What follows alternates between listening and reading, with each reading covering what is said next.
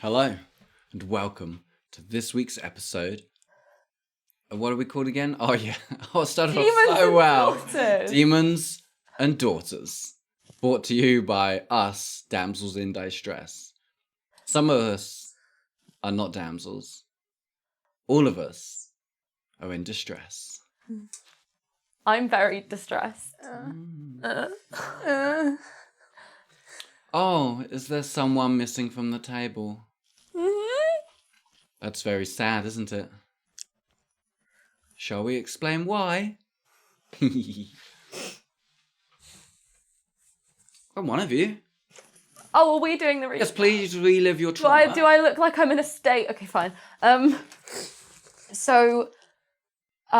We started the last episode with Taya as a demon creature, but she managed to convince us it was still her, and we went on to a room where we had to do a puzzle, and if we ran out of time, it filled with water.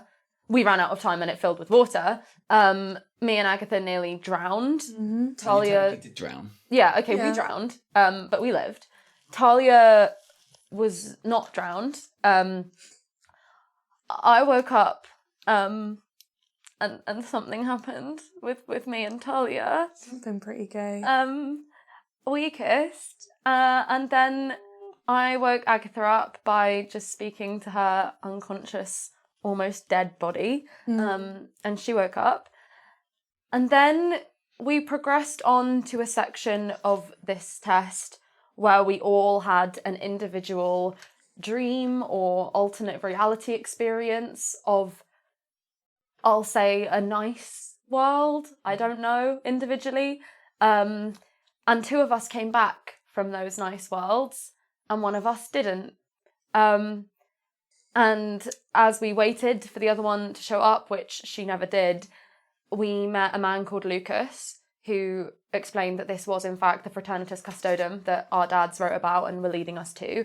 This was some sort of trial that is not for women and we were not supposed to have done. He seemed very alarmed about my ring being stuck on my finger, very confused that we'd passed the test, and he brought us to Jonathan Whitmore of the Bronton household, who was shocked. And they kind of didn't really explain anything to us. No. And we explained what had happened to Talia as best we could. So they've left us drinking whiskey while they look through the library for a way to help Talia. Oh, and Richard's locked up downstairs or something. Yeah, good times. And last night, when I was setting up the set and the table, because I do that, I got out Talia's journal from my drawer of stuff that I have for D&D. What the fuck is this? Somebody has left a note in Talia's journal, and I don't know what that is, and I'm really scared. Rosalind doesn't even have the journal on her. It's at the Velvet Masquerade. What the fuck is this? Anyway, shall we play the game? Shall we? What's a fun fact this week about your characters? Bro! Okay, a fun fact about Rosalind is that she had acne once as a teenager and just refused to leave the house for a month because she, has problems. Agatha's fun fact. You've been writing yours down recently. Yeah, I have. Good. Her nursery growing up was decorated in the shades of grey. Nice. Of course it was. Yeah. Colour would be too harsh on your fragile Any little religious eyeball. iconography? Or would that be too scary? It's too scary. Like the walls of Jericho?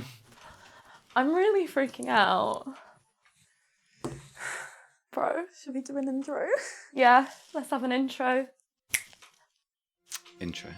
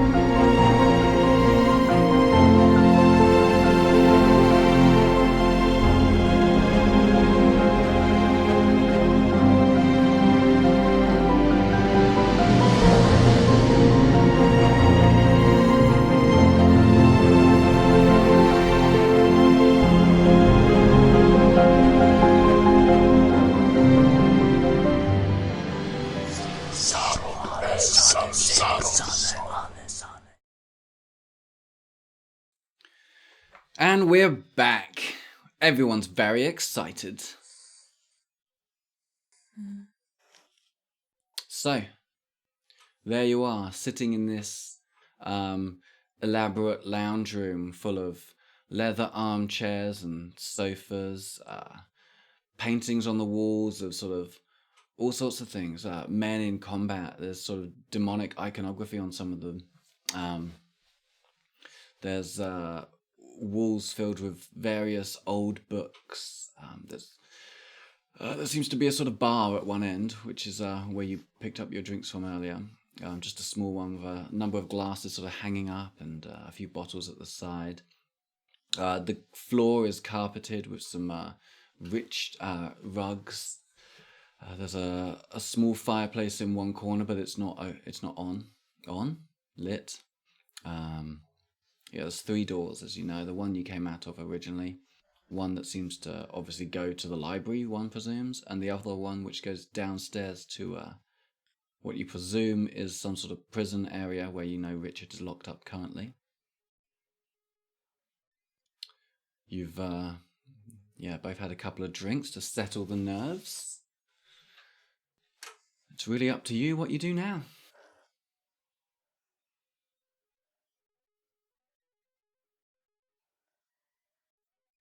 So I think I just sit nursing the second whiskey for as long as it takes to get it all down.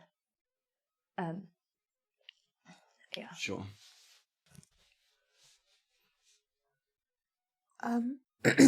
I sit there for a while doing the same, and then how long have the 2 men been gone for?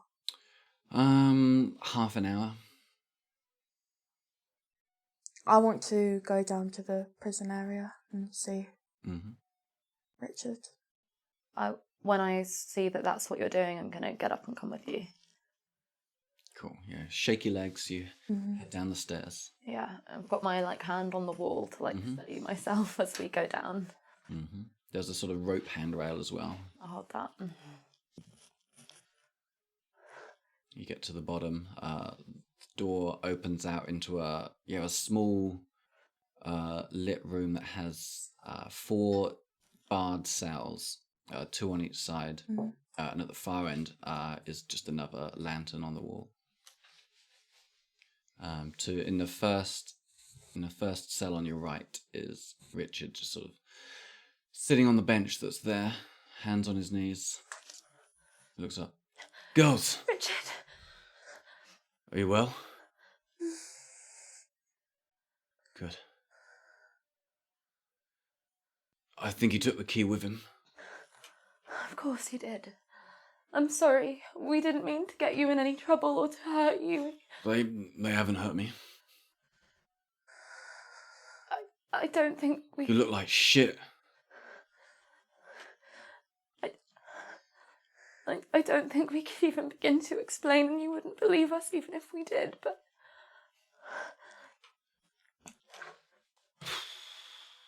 I'm sorry. You got nothing to apologise for.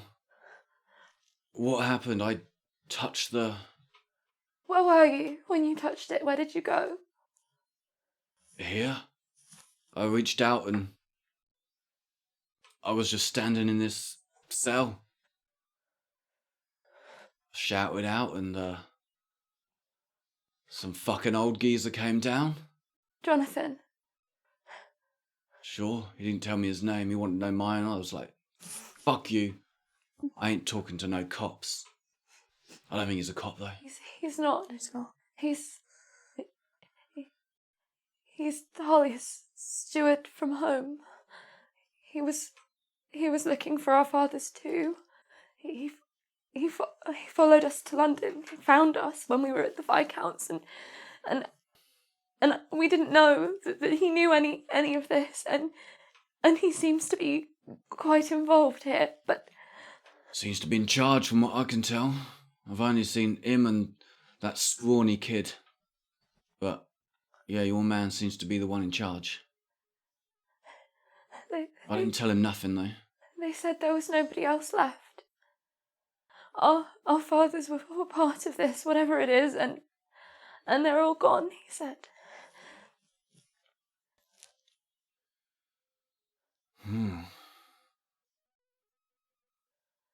Sounds like there must be some sort of war on, I guess. You know, there's those dead guys at the place we went to, and they're saying there's dead guys here. Sounds like they might have got themselves in a bit of trouble.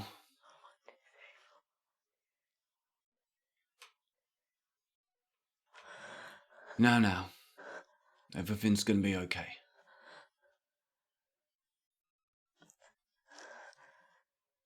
Maybe if you explain that you know me, they'll let me out, and we can talk about this like civilized people. Here, he takes off his jacket that he's wearing. Here, please, put that on. He pushes it through the bars. He looks frightfully cold. Thank you. You don't look much better, little one.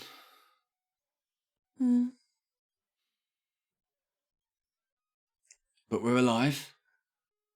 You're seemingly at least free to walk around. Any idea where we are? It's some sort of organisation that our fathers belonged to. I think our brothers were supposed to find it, but we are here instead. Right. Freemasons? Fraternitus Custodum.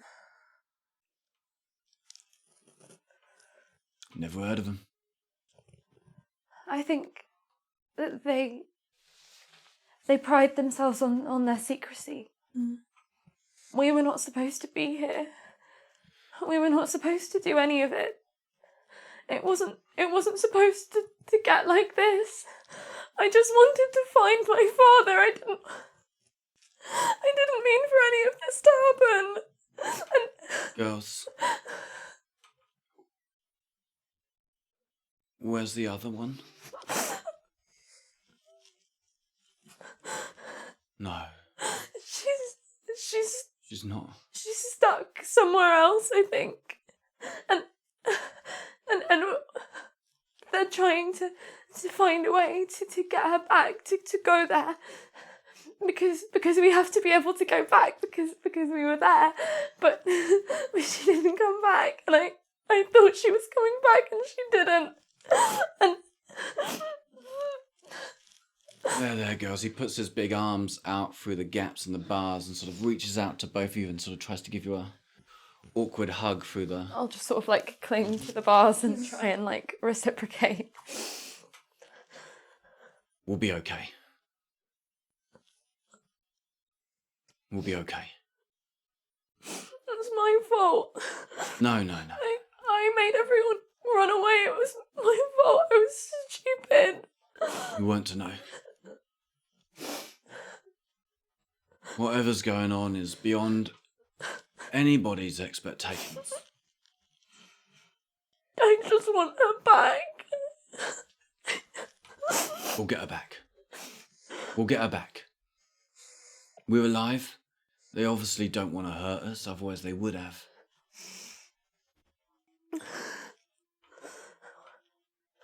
What if she doesn't want to come back?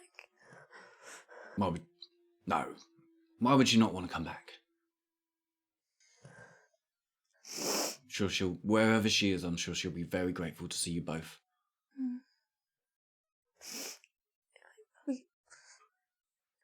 The point of the trial was that...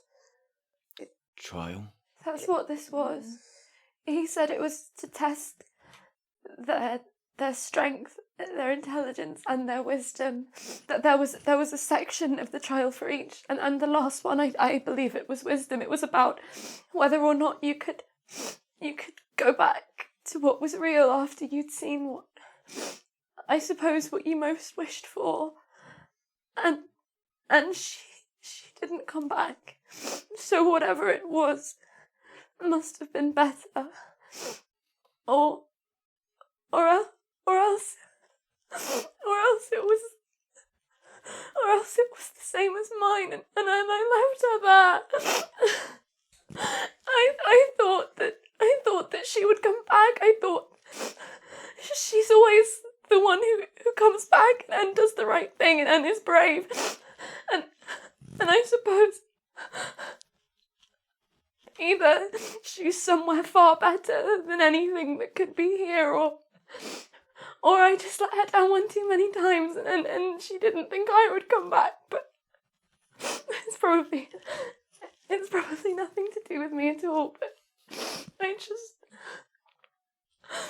and It's gonna be okay.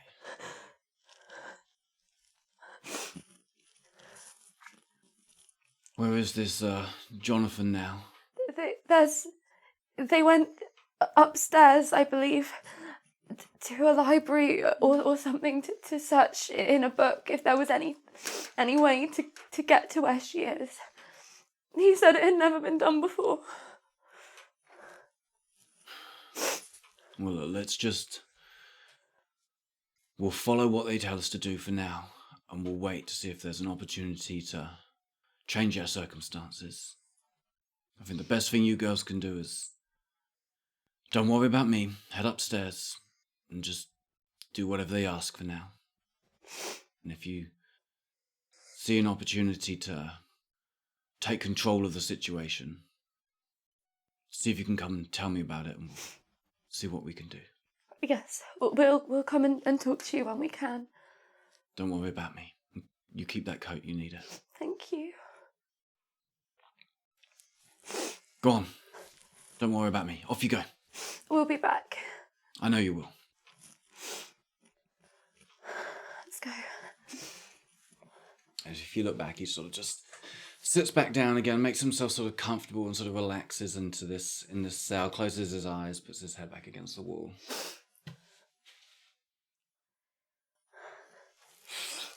All right.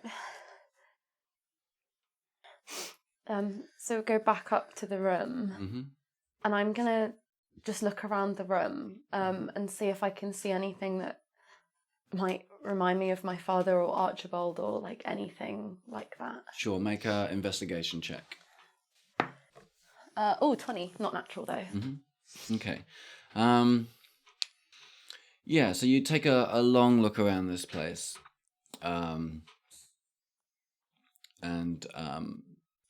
When you're looking at one of the bookshelves, you see there's a sort of small painting there, maybe sort of A4 size, so just a bit larger than a book, is sitting on one of these shelves. And it catches your eye because you recognize the three people in it. And they're in some sort of... They're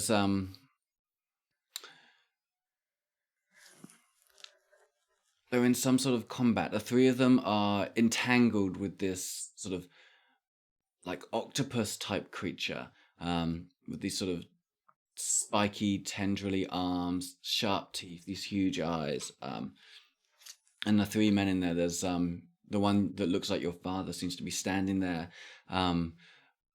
casting some sort of fireball out of his hand, shooting towards this creature. The smaller, more rotund man is slightly further back with two guns in his hands, and he's sort of just pointing them towards, and you can see there's sort of smoke has puffed out of one of them, in the sort of minute details of these things. And then there's a sort of red-headed man running towards this creature ahead of everybody else. And you can see his hands are sort of slightly more elongated than they ought to be, and sort of seem to end in sort of sharp points. And his face is sort of roaring, shouting. He looks angry. Agatha, I think you should see this. I head over.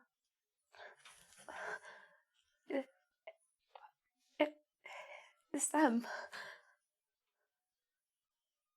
Yeah. And I suppose. Am I able to take it off the wall? It's just, it's freestanding. Okay, I take the picture, I hold it I'll like gather around Yeah. to like look over your so shoulder. we can look a bit closer.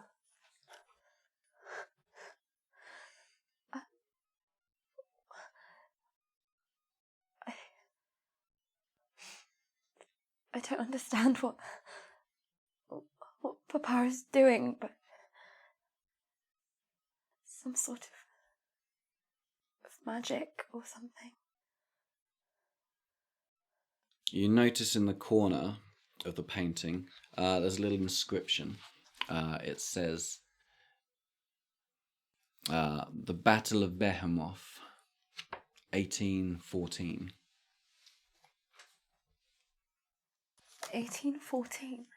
I'll point that out to Mhm. Maggie. It's like, well, this was not so long ago, but we would have been 12. 12 years. Was there like a extended period of time our fathers were away when we were 12 that we would remember? Not an extended period, Just like the norm. because he comes and goes a lot, so it's hard to pick out one. This. You don't suppose this was what they were doing? It must be real after everything else we've seen today, but we were at home. We were waving them goodbye for a business trip, and goodness.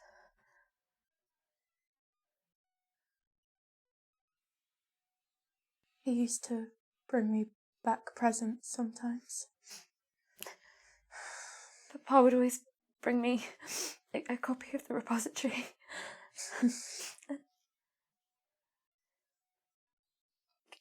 Gilbert's hands look like when Talia.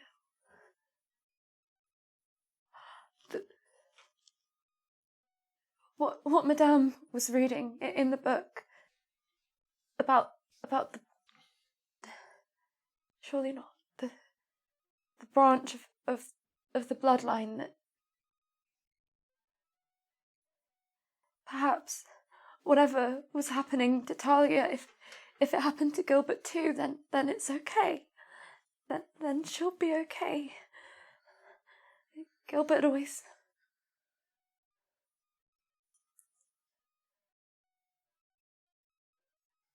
Well, this is good. Look, they were powerful and obviously they won because they came home and somebody painted this of them, and wherever they are now and whatever is hunting them, they're fighting it like they were fighting this. I know it.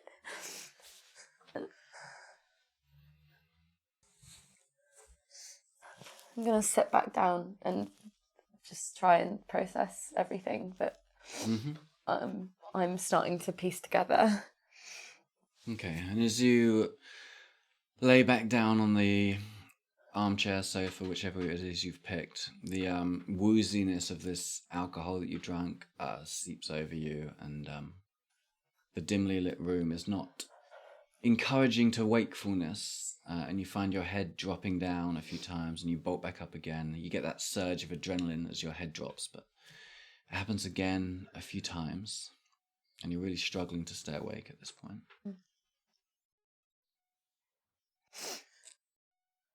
Do I notice this? Mm-hmm. Rosalind, go to sleep. You wake me if they come back or Yes, if anything of happens. All right. Just kind of like pull Richard's jacket like around myself like a blanket. Yeah, during your investigation of the room, you also saw there was sort of various blankets sort of tucked in places. I don't want one. I've got Richard's jacket. Cool. And within a minute, you've drifted off to sleep.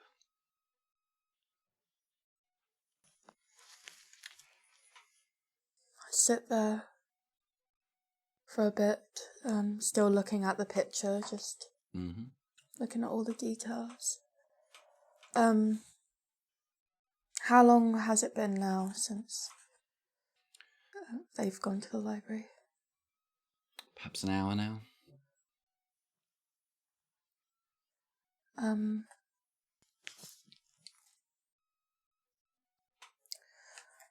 I want to go through the door that they went through, see if... Mm-hmm. Specifically, I want to see if there are, like, rooms, because if that people could stay in. Sure. You head to the door. You turn the door handle. It's locked. Oh, okay. They've locked you in. Wow. Mm-hmm. You were being hysterical. Yeah, I was. Sorry, Aggie, about that. Okay. It's such a role reversal, like Rosalind snoozing while you're doing something. It's usually the other way around.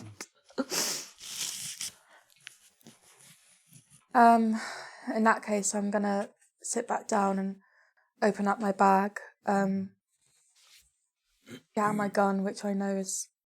I just want to inspect it, because I know it's probably got water damage. Yeah, but like we've discussed before, you know how guns work. You've sat with your father, so if you want, you can methodically start taking it apart, leaving all the parts out to dry. There's a table there you could lay it all out on. Yeah, go on then. I'll do that. Mm-hmm. Sure, that takes 10, 15 minutes, and you've got the gun sort of laid out on all its various bits and pieces. Mm-hmm. On a sort of, you're laying on a sort of tablecloth, and you can sort of see sort of dark water is like seeping into it and soaking up. You just you leave it for a while. Okay.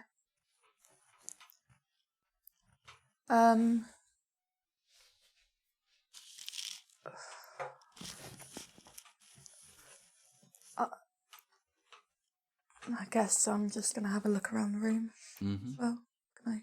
Yeah, go for it. 10. Cool. You you sort of go over the same sort of route that Rosalind took, looking at various things. You look at the bookshelves.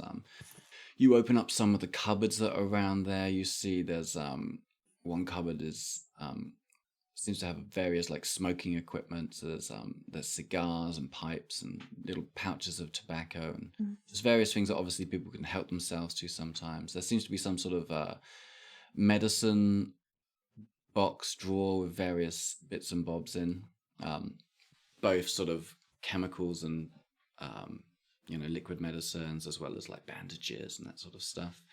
The bookshelves, if you sort of run your fingers over them, they're just nothing particularly jumps out. Lots of them, very few of them are in English. You see a handful of French, a handful of German, some sort of, you don't recognize them. It looks to you maybe sort of Far Eastern writings. A lot of stuff is presumably Latin. You recognize some of this, like the V's and that sort of stuff. But nothing particularly jumps out at you. Okay.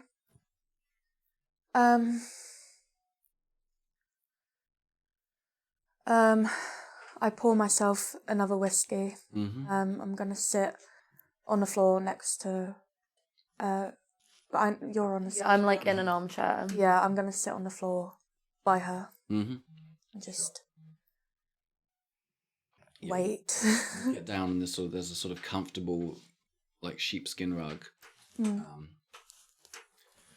And I guess after a little while, your head starts to drop too. And before you guys know it, you're both fast asleep. Your head's on her sort of lap kind of area, whatever's comfortable. And you can both roll 1d8. Oh. No, sorry, 1d. You can roll 1d10. Slay. Wait, me. Wait, okay. am I rolling an 8? Mm-hmm. Okay. Don't even know the difference. The 10 has like 5 on it. The 8 has. The 10 has 10 sides on it. Who's counting? I meant like the triangle. Oh, I think I've got it. 2. 6. Cool. Yeah, you can both heal that much Slay. during your sleep. I now have 7 hit points. I have 6. Wow, we're doing so good.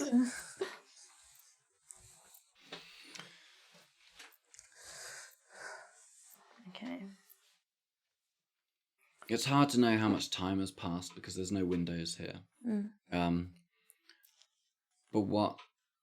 You're woken with the soft hands just touching your shoulders of Jonathan. Girls, you should wake up. We let you sleep through the night. It seems like, well, you've definitely been through it. How are you both feeling?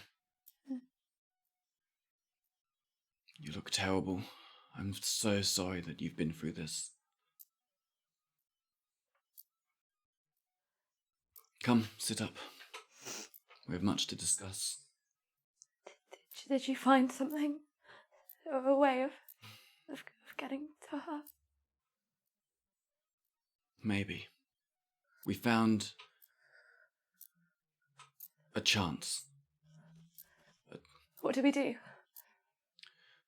Well, Lucas here will have to perform a ritual that he's never done before. As far as I know, nobody has done it before, at least nobody alive. And if it goes correctly, it should open up a pathway to the place that Talia is. And it's possible that we could follow that pathway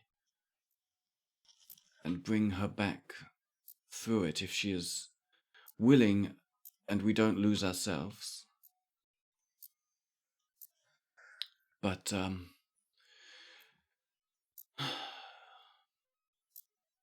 if we do it, I'm not sure I can go with you. So I'm very hesitant. This ritual that he would have to perform is dangerous, and I don't want to leave him alone in a sort of... He would have to go into a sort of meditative state, and he would be very vulnerable, and if anything went wrong, if he died, you would also be stuck there. Forever. But I think it's the only opportunity we have. Time possibly runs differently too, so I cannot make promises as to what we'll find there.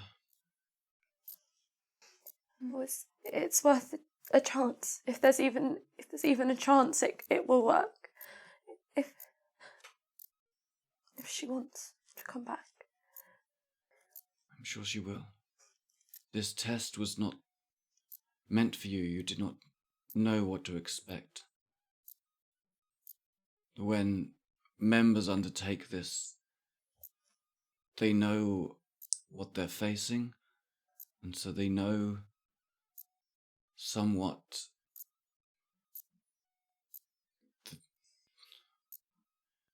it doesn't matter. Our fathers did this. And their fathers before them, and their fathers before them. And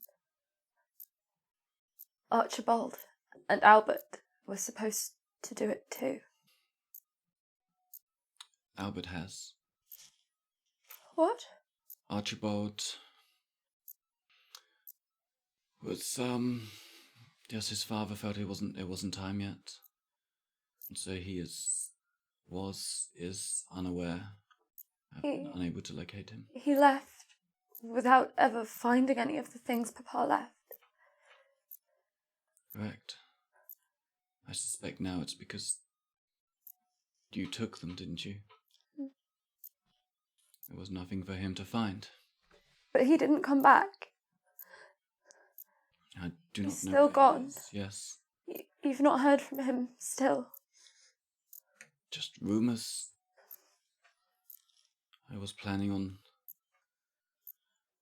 following up these rumours that lead to Paris. It seemed unlikely, but it's all I had. But then Gilbert talked of Paris.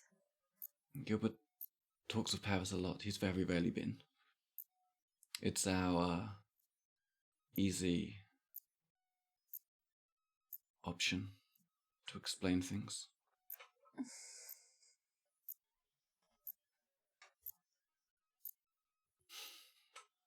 I ruined everything, didn't I? No, you didn't. Do you know what it is? This, why I can't take it off. It was supposed to be Archibald's, wasn't it? And I took it, and I ruined everything again. I didn't mean to. I was stupid. I always am. And Mother, I just wanted to show her that I could do something, but I can't, of course. And I didn't know that it would mean. I understand you have a tumultuous relationship with your mother, but this is not the time for that. I didn't mean to steal anything from him.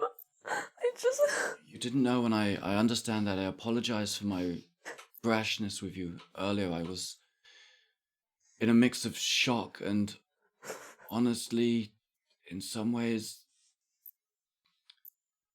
hopefulness.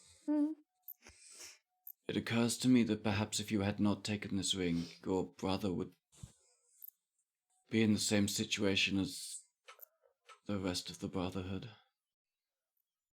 which is dead. I'm sorry to say. But our fathers are not. They're... I believe they are. No. They were the best. No, Agatha, they're not. They can't be. Duna, she said that they were broken and lost and scattered, but not that they were dead. And I do not know of this Duna woman. They knew of her. They had marked the map of Ratcliffe with her home, her place, and she knew them and us, and she would have known if they were dead. I know it. When was this? Less than a week ago. She saw them less than a week ago. She didn't see them, but she knew where they were.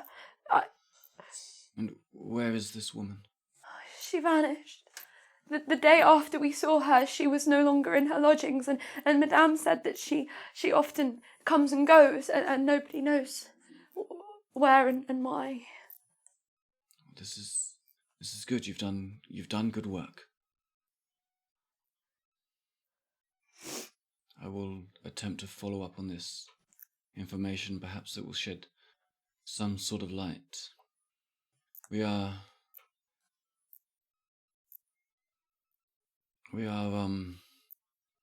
been somewhat lost. After I discovered Lucas here as the seemingly last surviving member, he's not been in a good place. But it appears that here is safe. No one has broken into our stronghold here. And so I strongly recommend that you remain here with us. With Lucas, he has not been out for weeks. I've been able to bring in various supplies as needed. There's quite a number already in storage. You are not being hunted. I do not know. We have... I suppose you might as well know. I'm just going to walk over to Agatha and hold her hand.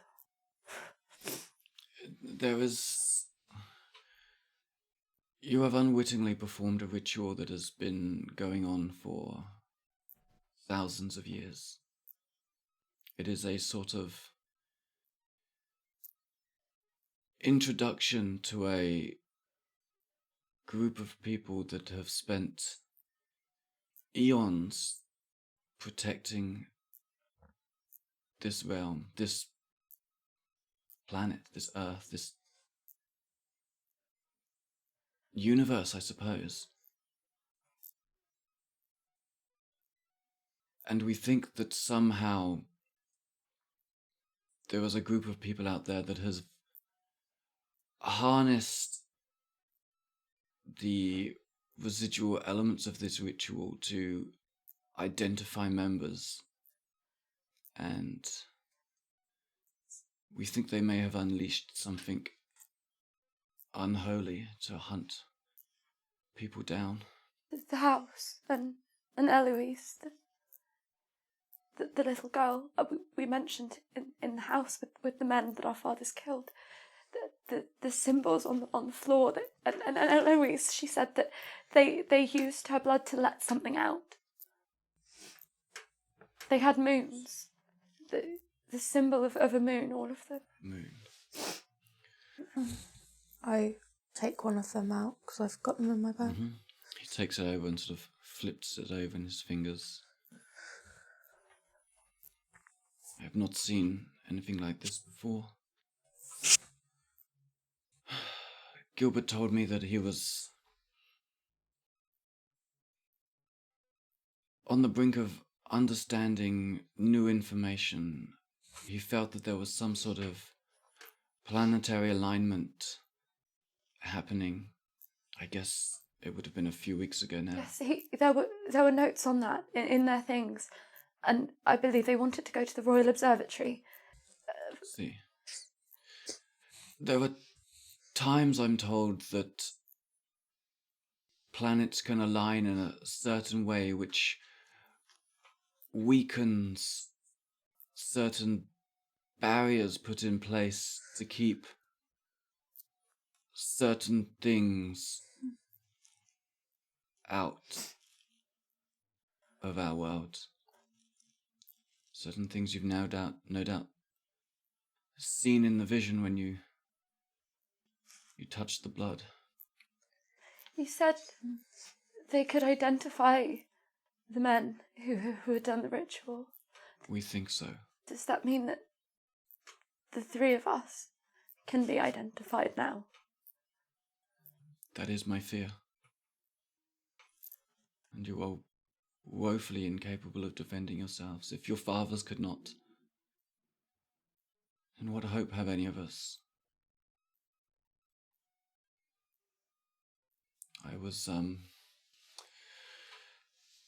Gilbert has never introduced me fully to keep me safe to the tasks he has undertaken, and so I found myself somewhat protected, but at a loss of information. Lucas, in some ways, knows more than me, even though he is young and barely indoctrinated here. But he is, he's not well. I think,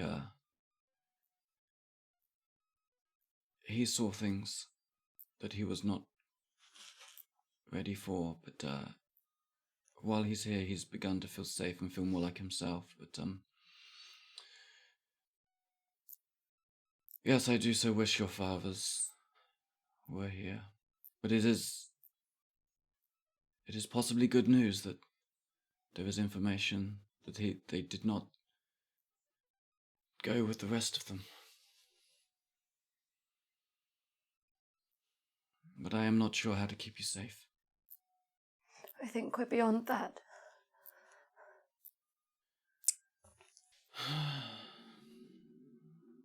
What happened when you put on the ring? I saw a flash, a blinding light, and apparently to the others it seemed like seconds, but I felt like I was gone for some time. It was dark and there was blood on the floor. I was walking through it. I felt like I was walking forever. And there was a noise and a light and an eye. And it was golden and it knew me. It knew my name and Papa's. It spoke to me of the ring. And when I woke up, we were all hurt, we were all burned, but there was blood on my shoes, the blood from the other place, and we touched it and it healed us. And I haven't been able to move it since. But nothing else has happened, nothing of the sort, nothing that was not because of the trials or something else.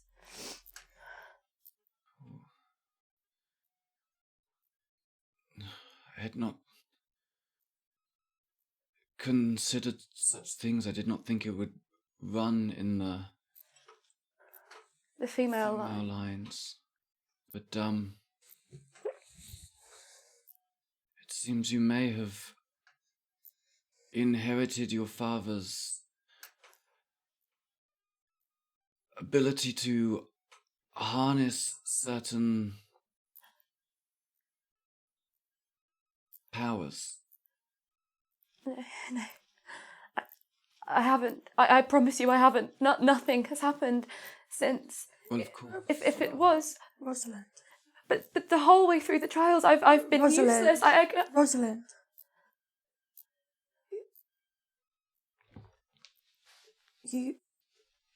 You woke me up.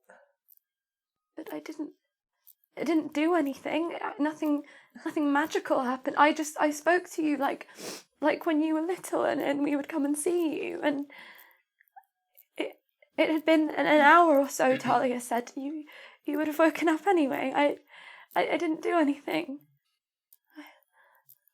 You are. It takes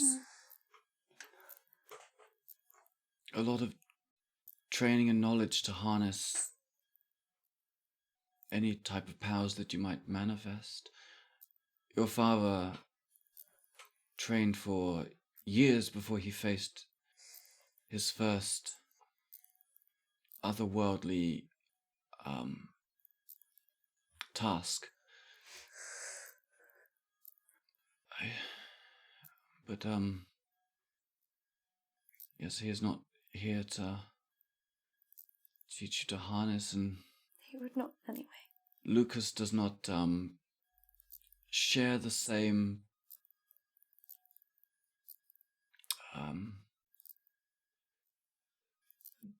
direction of training as you, but he would know more. So I will fetch him down. He is busy reading. Thank you.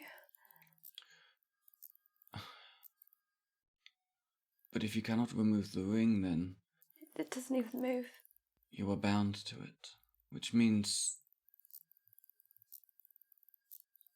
I suppose you are some sort of sorceress, I suppose. Jonathan, I can't be. You know me, I can't be. Yes, quite.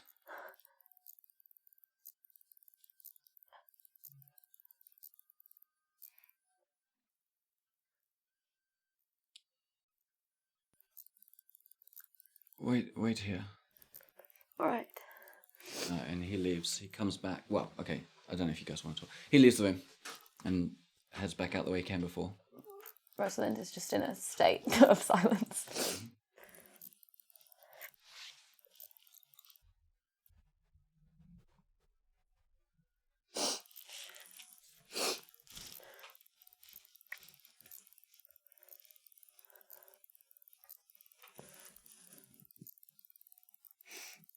I'm going to go back to look at the picture and see if I can see if my father's depicted wearing a similar ring.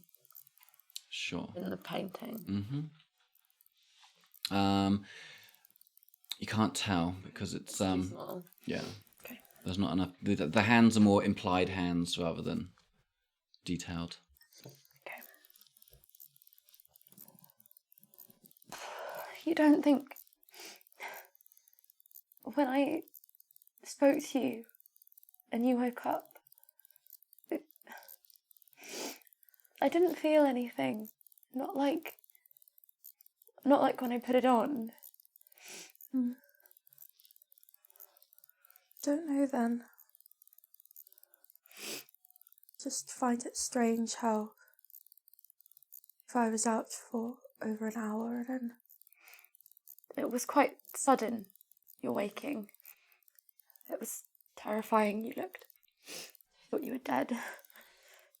For a moment, Talia told me you were breathing, but I was just scared. And I'm just glad you're here now, and whatever is happening, we will always have each other. And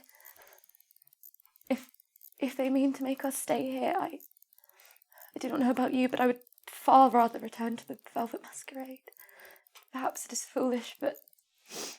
No, I agree. Madame must be terribly worried about us not returning. And Richard too.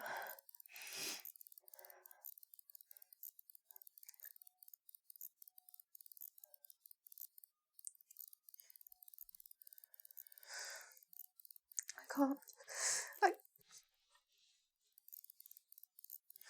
What Jonathan said about Albert. It is awfully hard to imagine, isn't it?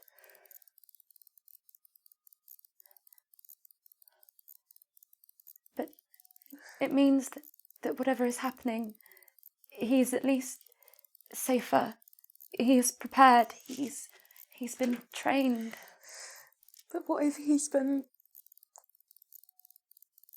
Jonathan said that everyone is gone. We'll ask when he comes back. Perhaps Jonathan has more word from home, from Sevenlock.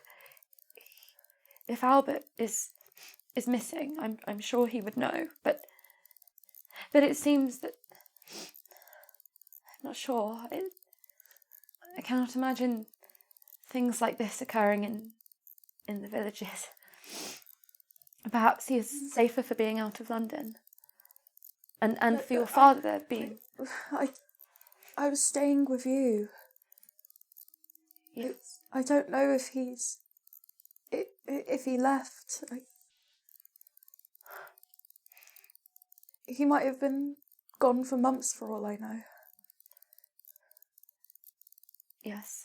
I suppose that's possible. And if he's gone and my father's gone, then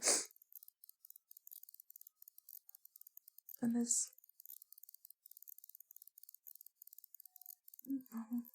We have to go back to the Velvet Masquerade. I agree. Madame will be able to help. But once we've got Taya back. Once we've tried, at least. You can hear footsteps coming back towards the door. Try and tidy myself up a bit. The door opens, Jonathan comes through.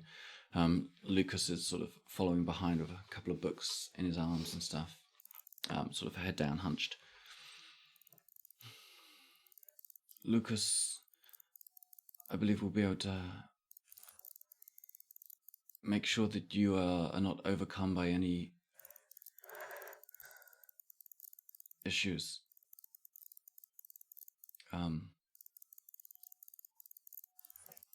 Yes, perhaps you should... perhaps the two of you should spend some time talking. All right. Jonathan, Yes. are you in contact with home? Do you know if Albert is all right?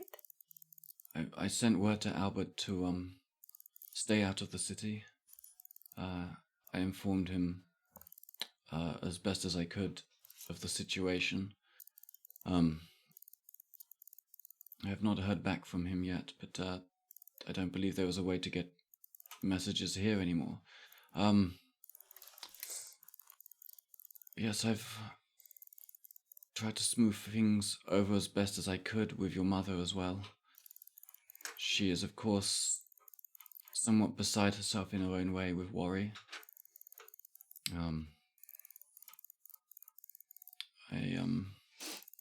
What have you told her?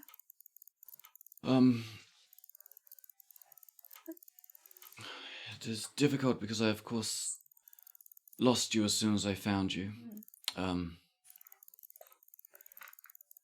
But I did so dreadfully want to protect you both, all three of you. But at the same time, I'm caught between two different worlds. She knows nothing of it, Mother. No, of course not. And it really breaks my heart to have had to lie to her, but I told her that you were all well and in my care, and that I would be returning home with you all shortly, and that I'd given you a strong talking to, and you knew that what you had done was wrong, and I had thought that I could have fixed everything. I'm sorry. Until I discovered just how broken things were. I had hoped at least your fathers could have smoothed things over, but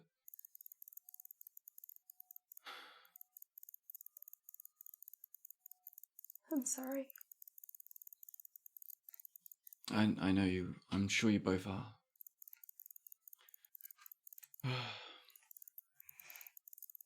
Spend some time with Lucas and he can hopefully talk you through some of what you've aligned yourself with. Alright. So I'll go over to Lucas and just sit down near him. Yes, I believe your brother is safe. Whatever is happening here seems to be so far confined to the city of London. But, unfortunately it seems everyone was here for certain reasons, and, perhaps this was a carefully planned and orchestrated attack on the Brotherhood. It's very difficult to say, since there was no one left to talk to. But, yes, if your fathers have indeed survived this cataclysm, all hope is not yet lost.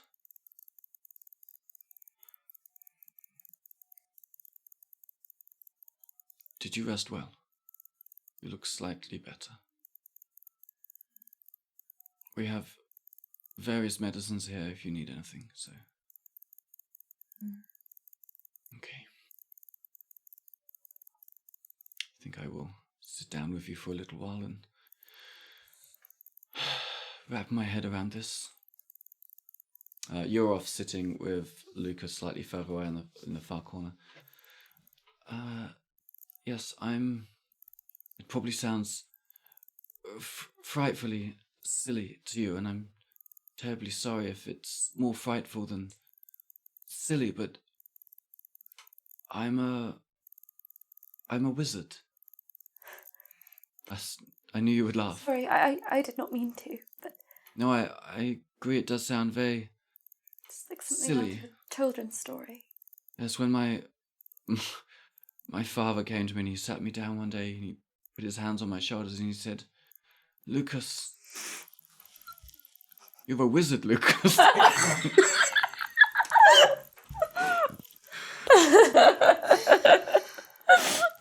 saw that occur to you.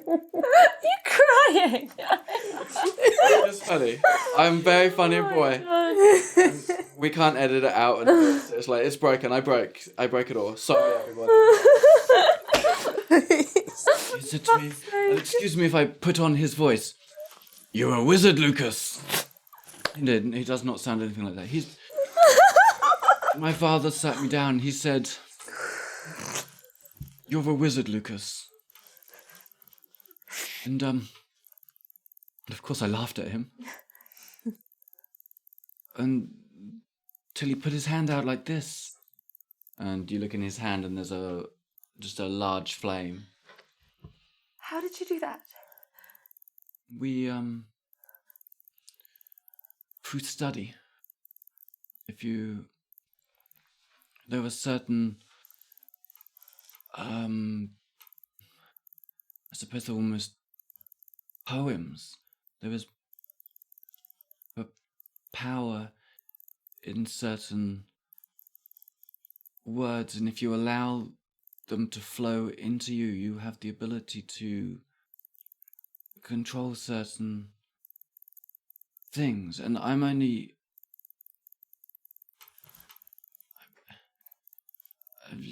It's just been a few weeks of study for me, so I'm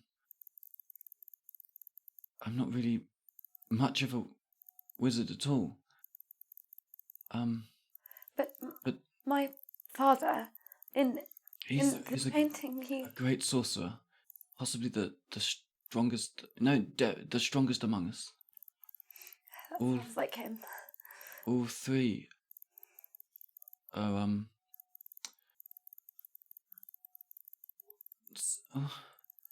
our organization has many moving parts to it, and your father's were I suppose, the fist. I was to be. Well, I really enjoy the library. And many of us we study, we try to understand, and we try to follow the signs to protect what we can in our own way. Forgive me, but Yes. what is the difference? You said if you are a wizard, but Papa is a sorcerer. Yes, there are many ways to harness the magics of this world. For someone like me, it is through words and symbology and certain movements of the hand and body. But for a wizard, you bring the power in through you, and you are like a conduit. But for a sorcerer, the power is more innate. It is part of you. Inside, you are the source of your own powers. And with training, a man can harness that power and grow it and become incredibly powerful. As can a wizard, though it can be more dangerous, of course. But for us, I suppose a sorceress, I suppose, yes, the power is within you, and you just have to learn to let it out. I don't think I can do that. There is a risk if you don't learn to control it, though, because you cannot turn away from it now that you have unlocked it. You have opened a gate, I suppose you could call it. And if you don't learn to control it, it could well, burn you up. Quite literally. Well, then I had better learn, I suppose. I can try, from what I've observed from others.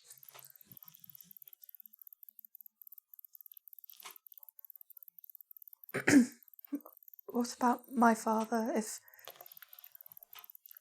If you're a sorcerer and Talia was that creature. Creature? Talia,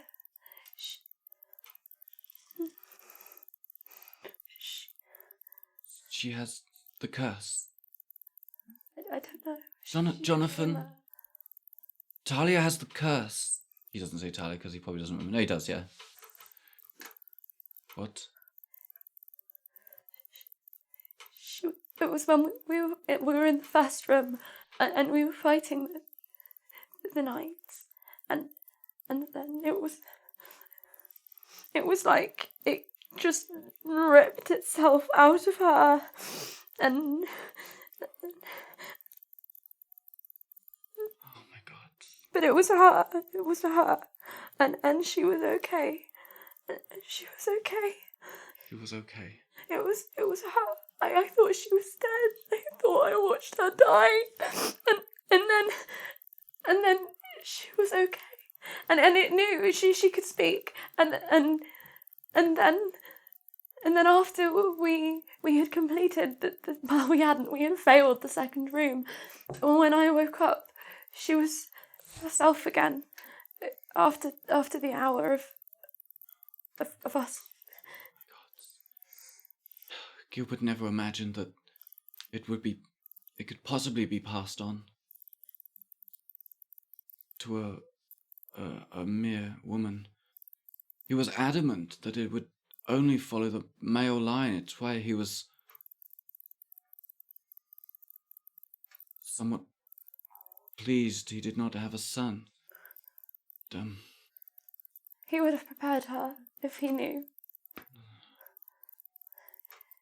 He would have. Perhaps. But I mean, I know he indulged her silly whims, but no, he would. No, even as unorthodox as Gilbert was, he would never consider bringing Talia into the... No, never. The swordplay was simply a... How can you be sure? No, he couldn't have. He loved her. More than I think I've ever known anyone to love anyone. Yes, but they would never have He would have been severely punished. I see. For even considering... Well, regardless, whatever it is, she has it. She did it. And she's... Even without that, she would have beaten them. The tests. She's different. She always has been. She's always been braver and stronger, and Gilbert knew that. Oh, Gilbert, you are a fool of a man. So wise and yet so... foolish. Well... Now more than ever, then, I suppose we must take the risks. What do we do to go to her? I think I can perform a ritual with the... Do you have anything that belongs to her? On your person? My reticule was... there's nothing but... I mean, this is mine, but it was meant for her. We received them on our birthdays, and we were supposed to have each other's, but it was the wrong colours, and we knew it, and we swapped it. I've worn it for years, but it was meant for her. It was hers. No, it needs to be something that has been on her person, something that she has put something of herself into, or anything. A ring, a book, a shoe. Nothing on you? I've nothing in my reticule that was hers, I don't think.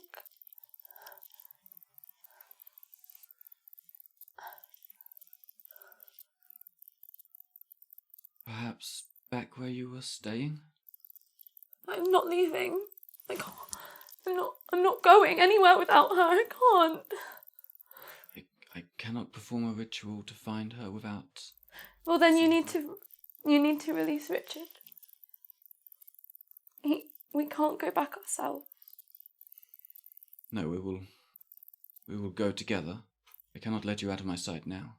And it is dangerous out there. Far beyond what you could possibly realize. In here, we are safe. There are certain wards, certain protections that have been enacted within the very walls of our stronghold that keep anything untoward out. Sorry, this is probably stupid, but I sort of gestured to my clothes and the state and what's all over. It's her blood on me. If that would work, I was when her body the body that she had before she transformed. I was holding it and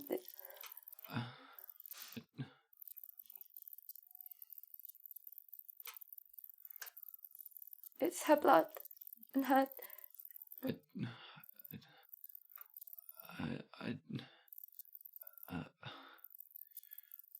He does not like working with blood, but it is possible.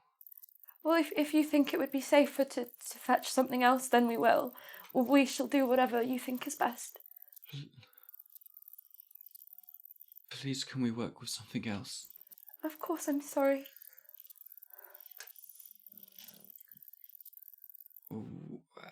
Where were you staying? In Ratcliffe. Ratcliffe. I suppose that is where people go to disappear. Well, our fathers went there. See? And you found lodgings? Hmm?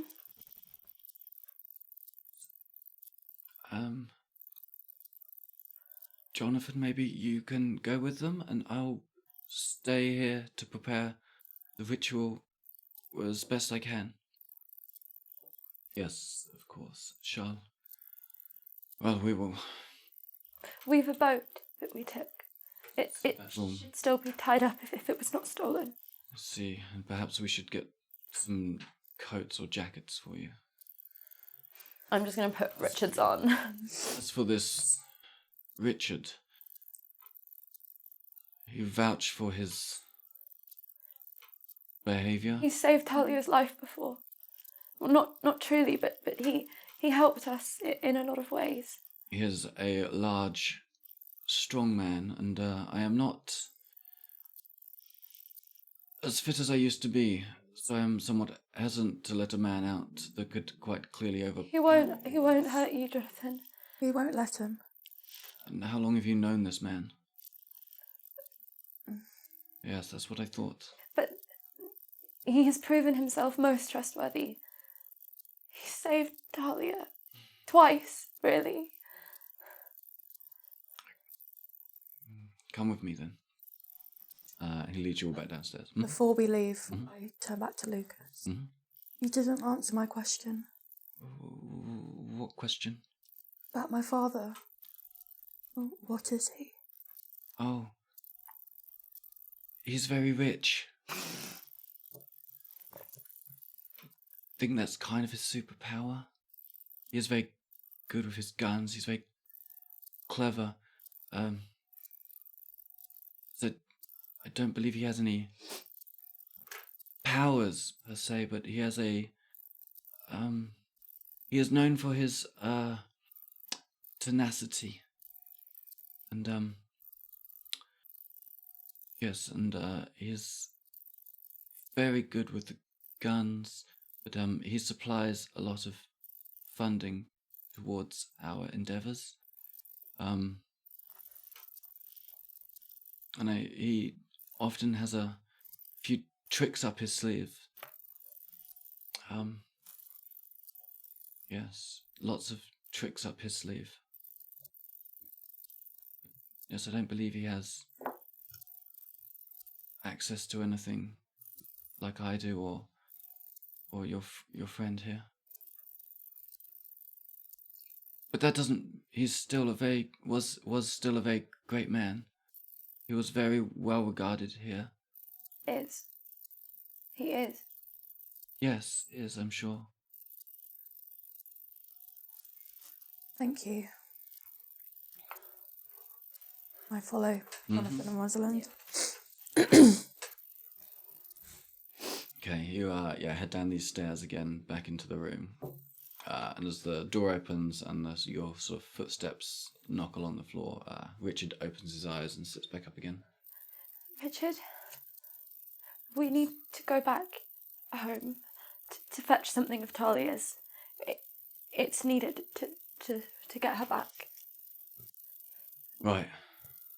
And you're going to let me out of here? He says to Richard. Jonathan. There's Richard.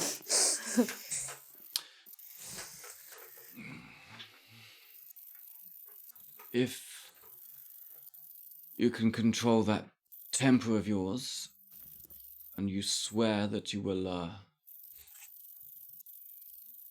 behave, my fucking child. Yes, well, that sort of language does not bode well for me wanting to remove you from this prison. He sort of looks at you too, Richard.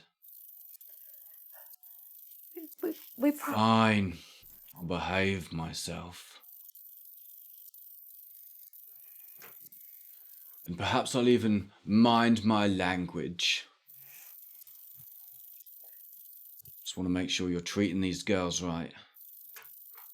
Yes, these girls have been in my care for longer than you could possibly imagine. So I'll thank you very much that, but I am told you have looked after them during the time that you have come to know them, and you have my thanks for that. I'm sure we won't be requiring your protection for much longer. Now,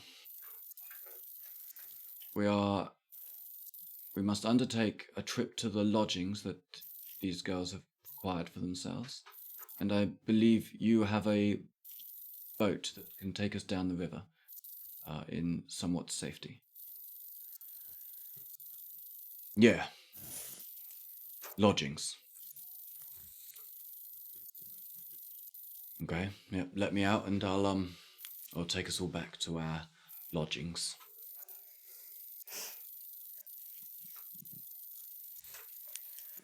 Very well. I hope I don't live to regret this. He takes out a key, unlocks and the door sort of squeaks open. Richard sort of stands up and steps out. Very well. Now? Yes, I will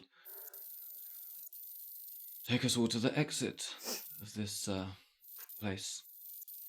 As we are walking out, I'm going to stick by Richard. Mm-hmm. Sure.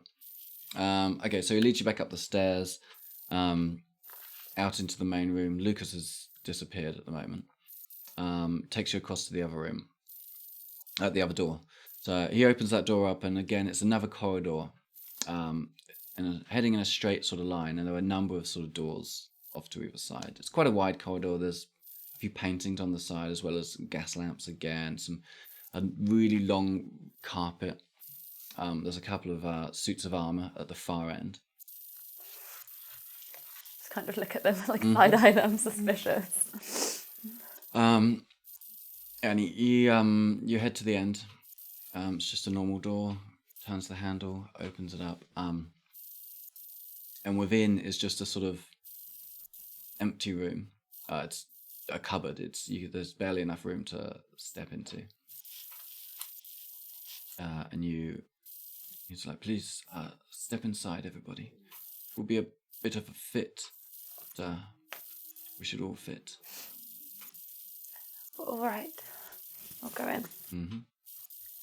So you all step in. He closes the door behind you, and it all turns to pitch black. And then you hear the sort of grinding stone on stone sound, and the floor sort of shifts slightly under your feet. And it feels funny. It feels almost as if the floor is lifting you up.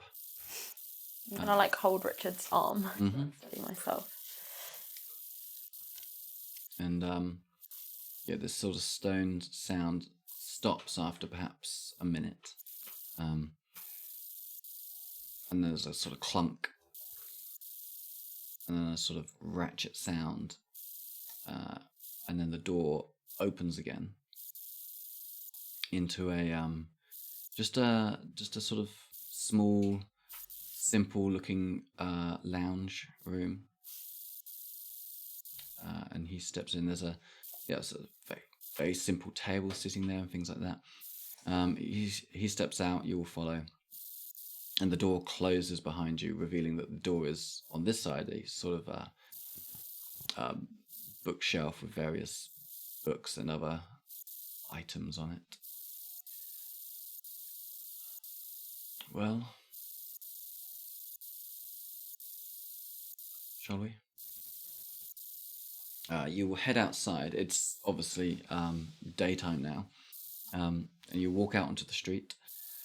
It's a sort of almost like a back alley type thing. It's off the main road. There's nobody around at the moment. If we hurry, we can possibly get to your boat without erasing too much onlookers. Yes, I would like this whole trip to be as fast as it can be. Well, let us go then. So you all head off. You find the boat tied up still where it was. You'll get in the boat. You follow the river back down. Back off to Ratcliffe. Boat gets tied off at the small dock there. Right, shall we lead the way, I suppose, to your lodgings? I'm gonna... Is it possible to try and walk ahead with Richard so that if I was whispering, Jonathan couldn't hear? Sure. I'm gonna try and do that. Mm-hmm.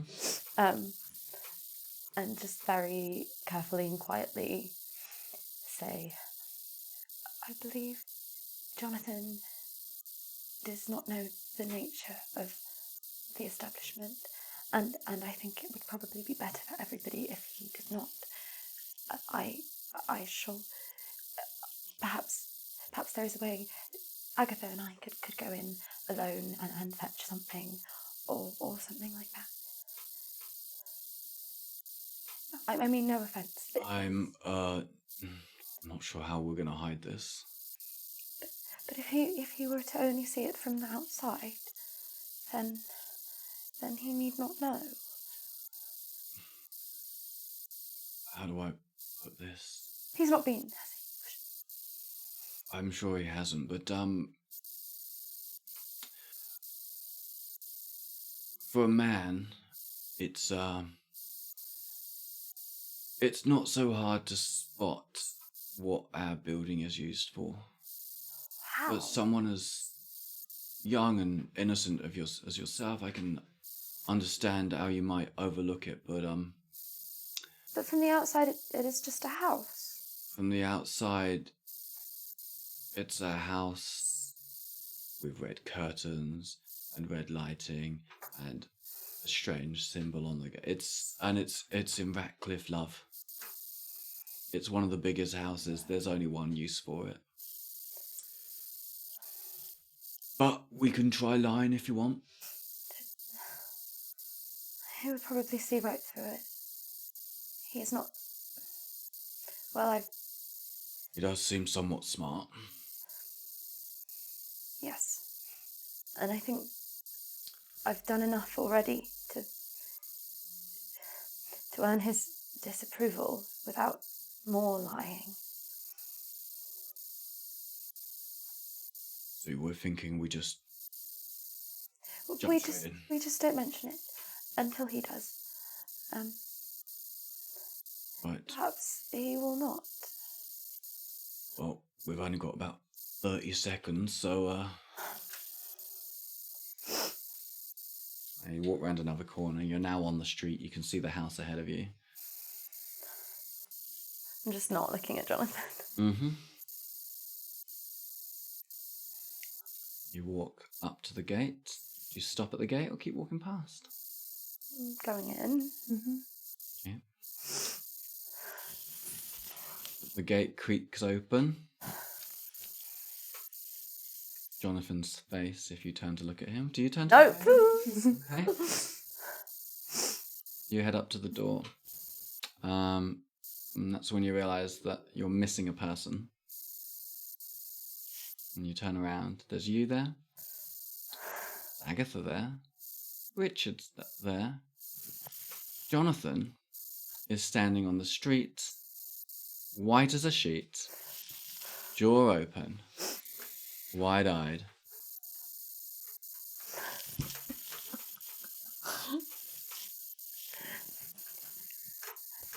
Rosalind's just going to turn around and go in. We're here to get the thing for Taya and go back. So that's what I'm going to do. Okay, Richard unlocks the door, heads in. Yeah, we'll Follow. go in. Mm-hmm. Go straight down to our bedroom. And then I'm just going to stand for a second. He said something that she had put herself into, so I suppose it really ought to be the journal. I should hate for anything to happen to it. You can hear a pitter-pattering of or clickety-clacky of very quick steps. Oh my God, you are here, Richard. I have been so worried. We are not staying long. We need to go back. Please, you must tell me. Where is Talia? There isn't time. We're going back to get her. And everything's going to be okay. You do not look well at all. You are. What have you been through? Richard, is everything okay? You look okay? I'm just going to go. There must be time. You must have time to stop and tell me what is... Madame, please, you must understand. We really do not. But once we return, and we return with Talia, we will tell you everything. Well, can I come with you? If you do, you are to be dragged into something far bigger and worse than we had imagined. I do not think Jonathan would like it very much. Jonathan? A different Jonathan. It's enough that Richard is with us, I think. I'm terribly sorry, Madame. I just... so worried. I understand, but I need to go back now. I need to go back as soon as possible because Talia is still there and I have to go back. Is she hurt? I don't think so. I don't think so. But I need to go back. See, I have not slept all night. I'm sorry, Madame, for putting you through that, but we really must go back now. Okay, what can I do for you? What do you need from me? I don't know.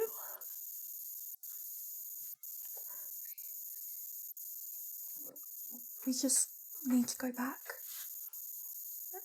Oh, Richard, can you keep them safe? I think so. He starts to fill her in on what he went through and stuff. I see, okay. Madame, I promise we will tell you everything. It is everything that you translated for us in the books. It seems to be true. And I have read much more, and it's not a pleasant reading, and there's much that Talia should know about. The ritual described for that one branch of the family tree. Oui. You know of the consequences. I believe so. It was real, but she's okay. She's okay, and she's fine. She's alive, but we just need to go back. I see. Well, let us get her back safely as quickly as we can, huh? Come on. We are at temple. If anything is to go wrong, there is a secret entrance by a bookshelf, and there's you speak a code, but I had it and it got wet, so it's not. I'm just. We'll be back as soon as we can. You should at least change these clothes. Yeah. You will attract unwanted attention. And perhaps you have time to at least eat something. Perhaps. You're looking incredibly pale. Perhaps. Please, I feel like you must take at least 10 minutes to stay here and... Perhaps we'll bring some food for the journey. I will have something prepared for you. Thank you. It's really stupid, but I don't want to get changed because I'm covered in Talia's blood and it's disgusting, but that's all I have of her right now that's real. Mm-hmm. Rosalind's dumb.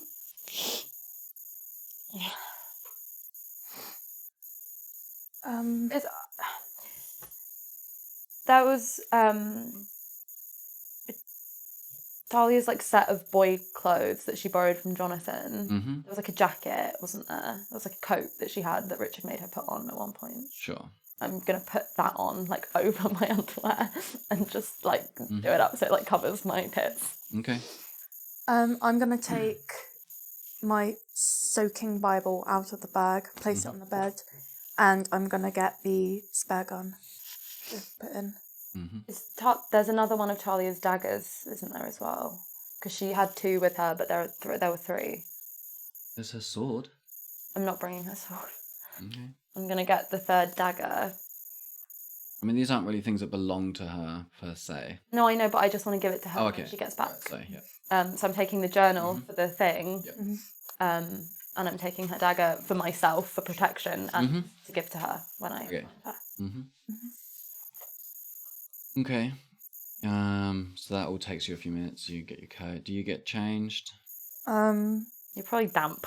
Yeah, I guess you'd be dry by now. But then also we don't have any other like poor girl clothes. we only have we had rich like torn because you were obviously cut and stuff Yeah, during the fight, so your clothes are torn and things. You might.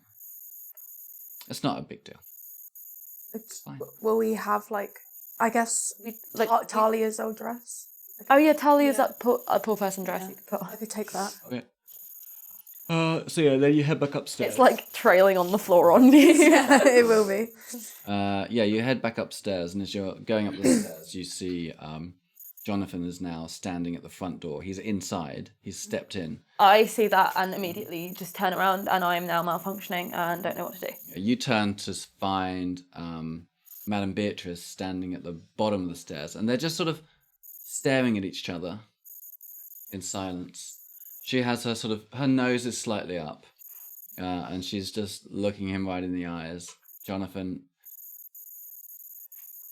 he sort of has a consternated look about him, somewhat confused, somewhat assessing her, and they're just standing there in silence looking at each other.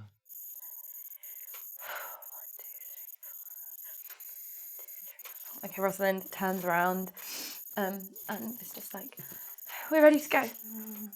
Yes, you have what you need. Is that all your... Perhaps you should bring all your belongings. I see no reason to return to this place again. Well, I would rather get back as soon as possible and as unencumbered as possible. Like, we can come back here any other time, but No, absolutely Talia not. is waiting for us, and I'm not doing anything until we go back for her. This is no place for someone like you. Jonathan, I'm not doing anything until we have Talia back. I can't. I'm sorry. You heard the lady. She will go where she pleases, and I will support her. You, of course, are welcome to leave whenever you like. Since you are not a paying customer, I have no reason to treat you nicely.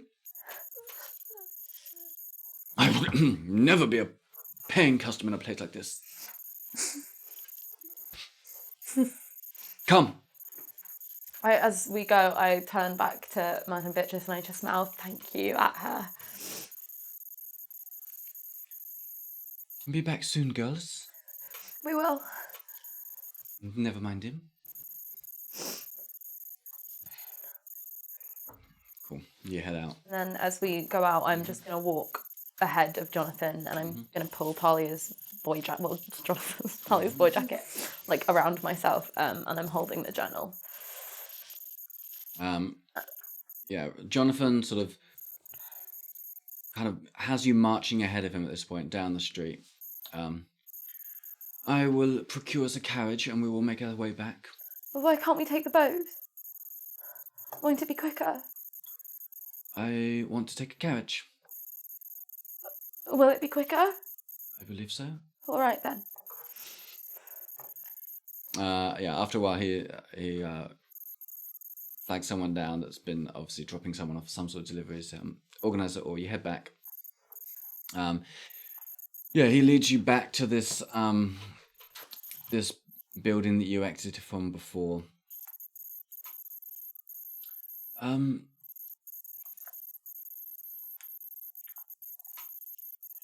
I suppose you might as well watch. This is how the door is opened. So he walks up to the bookshelf. He touches one book and sort of it clunks forward. Another one. Also, it clunks forward. He does this 4 times with 4 different books. And then the thing swings open like a door. Well, in we go. Yeah. Leads you down, back in.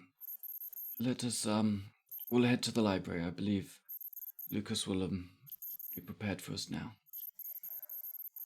So he leads you around a couple of windy corridors. Some are, you can tell, like some are upper level, down a level. It leads you to this quite a wide corridor with two big double doors in again. It swings open, and this library is incredibly large. The ceiling is like sort of vaulted, and like 2 levels high. There's a sort of skirting around it, like a sort of level that you can walk around to get some books. Lots and lots of those island ones with books on and stuff like that. But some of them are pushed aside. In the very center of the room, Lucas is sitting, and he's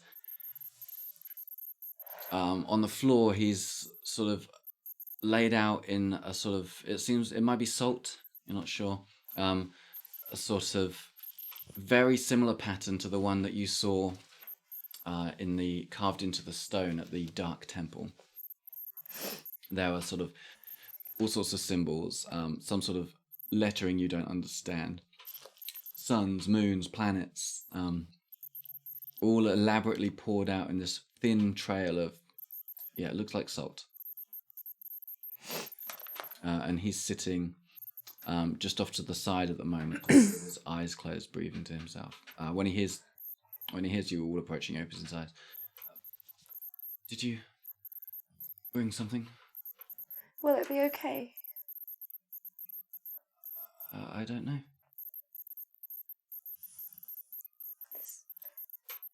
This was her journal. She wrote all of her thoughts and feelings in it. Wait, just in case it's not going to be okay, Rosalind is going to open it and pull out the stuff that's in it. So Talia's letter from Gilbert and the family tree, and I'm going to put those aside. Yes, did you not want to take the piece of paper that you've left on the... Well, you took other papers. What?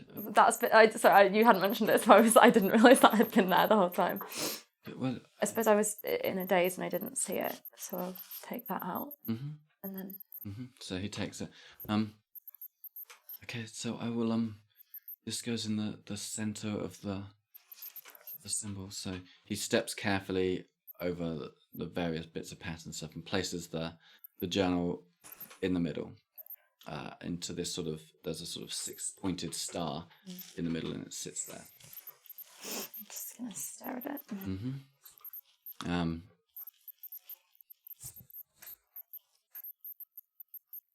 This should work. So what do we do when we get there? How does it work?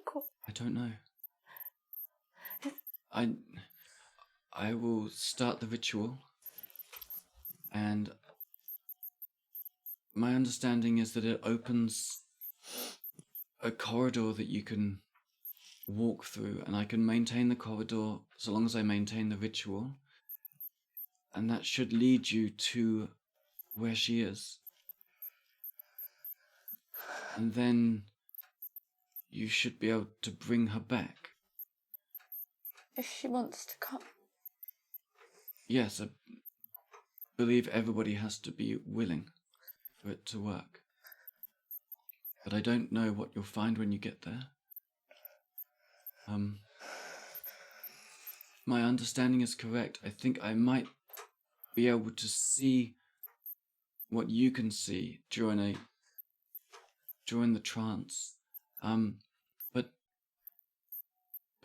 honestly, the details that we found were not very clear, and my understanding is that this has never been done before, so it must be quite dangerous. We're well aware, and we're prepared. Yes. Very well. I think if you step out to the side over here, I will complete this pattern here. He starts to, from the main symbols that he's done on the ground, he draws out a long, thin line of salt leading away, and then stands at the end of that line and pours out a perfect circle around himself, connecting to that line, connecting to the rest. He places this bag of salt outside the circle on the floor just away. When we stand where we're supposed to stand, I'm just going to grab your hand and like squeeze it really hard. He sits down in the circle, closes his eyes, and you can see his mouth is moving slightly. He's sort of whispering certain words and stuff. And slowly you start to notice that the very white salt line is more than white now. It's starting to glow. It's just in the circle around him, and then this sort of glow bleeds out along this line, hits this elaborate pattern that he's put on the floor of symbols, and it all starts to light up slowly. He's whispering. You can see sort of sweat coming down his brow. I look at Jonathan. What's his face doing? He's just watching. He's sort of got a frown on his face.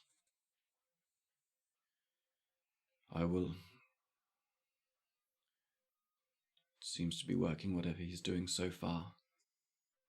And as the final bits of light sort of meet at the opposite end, the whole thing sort of gives a little flash.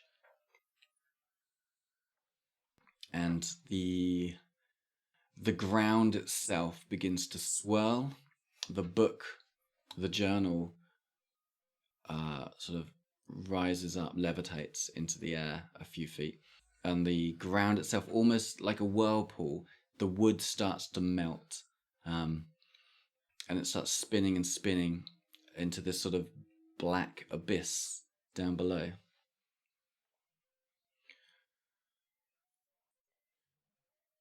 I suppose that's the corridor.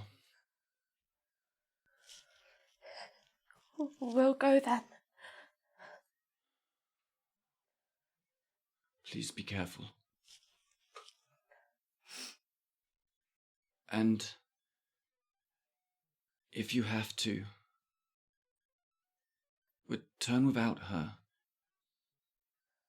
If you're safe, if you are in danger, please do not put yourselves at more risk than you have already done.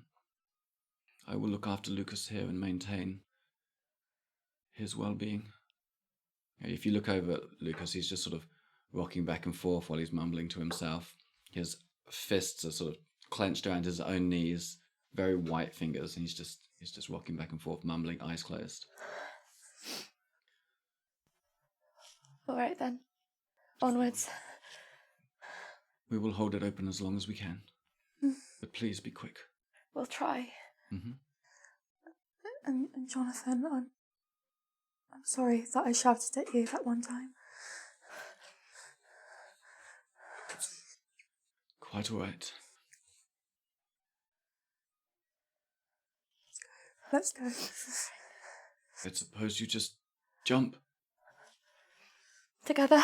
Mm-hmm. My gods.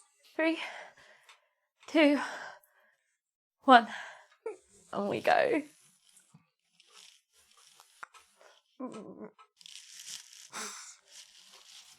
So as your bodies leap over into this dark abyss, I suppose, you expect yourselves to obviously fall down very quickly. Mm-hmm. And you do. Oh. You find yourselves falling into blackness. Can we keep hold of each other as we fall, or have we If you're holding on to your hands tight, Yeah, so you're we'll do just that. holding on to each other and you're just falling. Your arms are going everywhere. You can feel wind rushing up past you. The speck of light that was the library, if you look up, it's turning into a star. And then there's another star, and another star, and another star, and another star. And as you're falling, the entire sort of cosmos seems to open up around you. You can see stars everywhere. You can see these huge columns of coloured gases and clouds, it seems like, infinitely far away. There's light, there's all sorts of things. And that's why we'll take a break.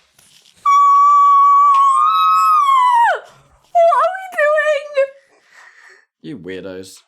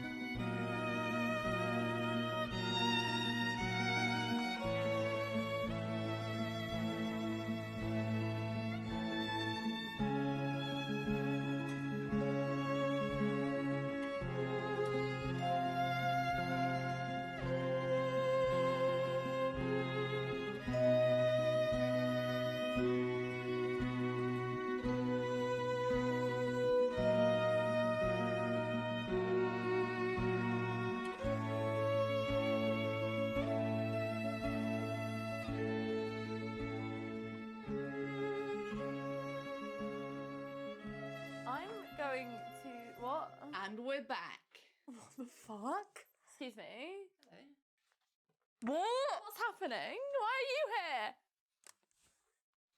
Oh, I'm scared. Wait, what? Oh, this is worse.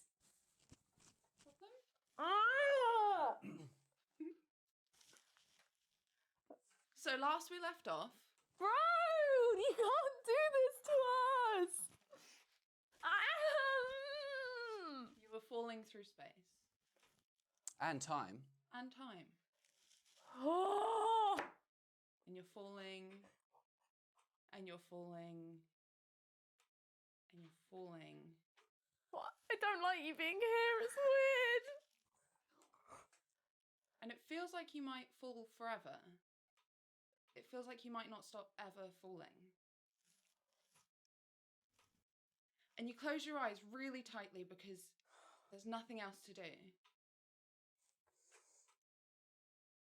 And when you open them again, you find yourself walking along a familiar path. The pathway to stone. It's autumn. The leaves are falling down. And even though they shouldn't be there, there's snowdrops and bluebells around the base of all the trees. You're clean. Cleaner than you felt in a long time. Cleaner than you felt since you left high society. There's no dirt on your hands. No tears in your clothes. In fact, as you look at your clothes, they've changed. Agatha's dress is a deep blue. Soft, thick fabric. It should be heavy, but it isn't. It flows easily in the soft breeze, and it never gets in the way. If you look at your shoes, they're comfortable, secure, not ugly. They're made of embroidered silk, glinting in the sun, and you wonder how long they'll stay that colour for. But you get the sense that they always will. As you look at them, a memory begins to form from when you were a child. Maybe 8, maybe 9. You're lying in your bed, a blanket over you. Taya sat next to you. You know who you remind me of? Who? Cinderella. What? One day, soon you'll get better, and you'll go off to the ball, and you'll dance, and you'll be in a dress of gold and silver, and everything will be okay again. And as you see the shoes again, you realise that they're the shoes from Cinderella that she told you afterwards. If Rosalind is looking at you, she sees a delicate earring in each ear, 3 pearls.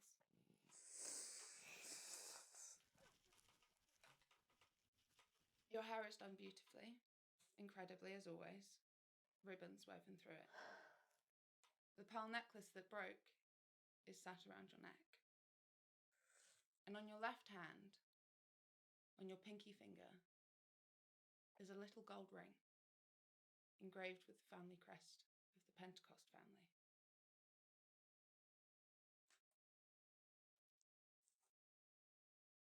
Rosalind's dress. Pass me my water. Someone, please. I'm not ready for this.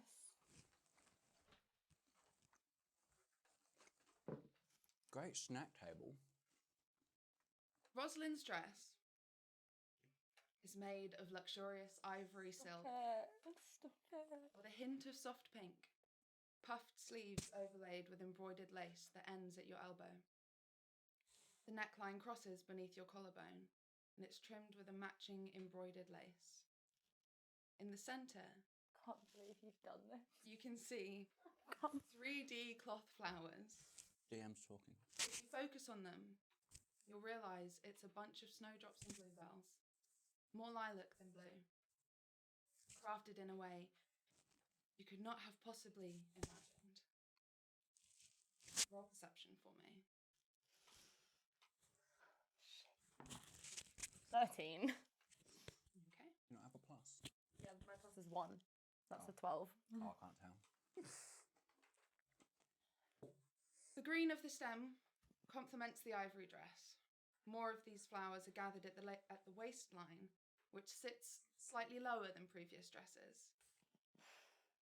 Looking at the skirt, you see it's slightly fuller than past dresses as well, trimmed at the bottom with more of the embroidered lace and soft cloth flowers. You recognise the dress as being inspired by the one that you designed, with a few alterations, of course. Your shoes are satin, a soft pink, but when the light hits them, you swear you can see a gentle green gleam. They're comfortable, perfectly fitting, but you feel they could be practical too, despite how they might appear. Your necklace hangs around your neck where it always has. Agatha can see a teardrop-shaped earring dangling from each ear.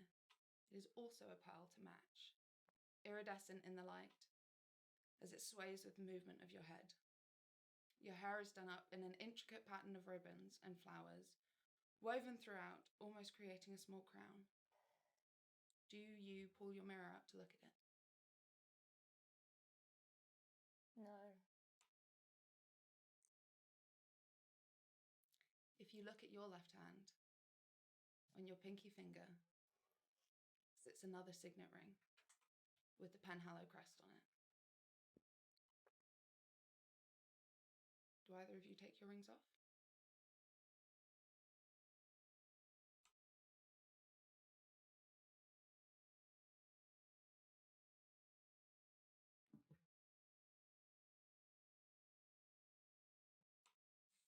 And you find yourself walking.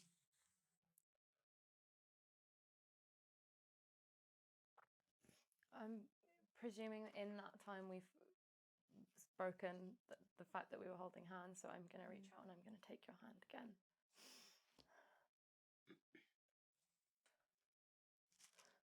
Who even are you, sir? Who knows? I'm not ready. And I guess we keep walking. We're in the right place. Mm-hmm.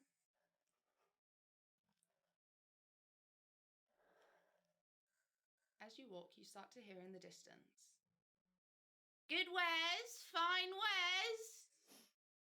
A call coming from somewhere along the road. And if you keep walking, you come across a stall. "Good wares, fine wares for you lovely ladies. Can I interest you in anything?" What's she got? A basket of red apples.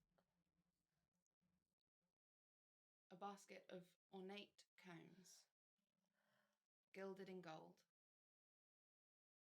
A beautiful silver necklace hanging from a peg. And lace.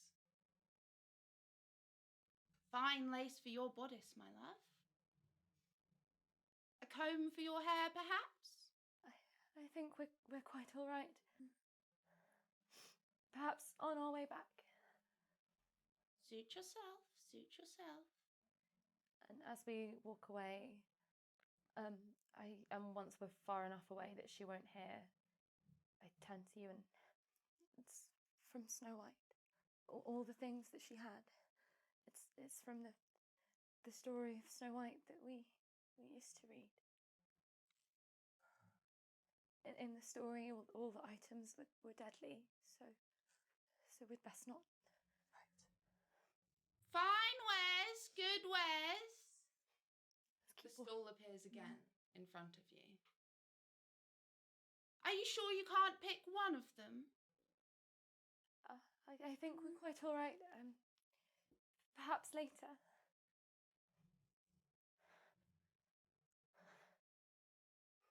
Suit yourself.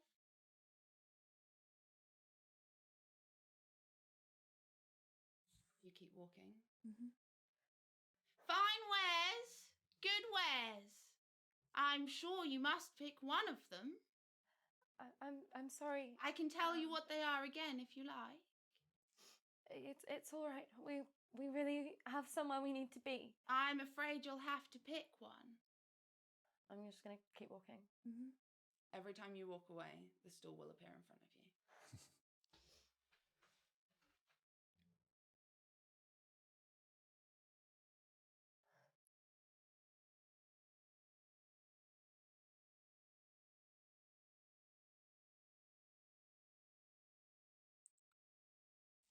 Would you like to roll perception? Shit, 10. 8.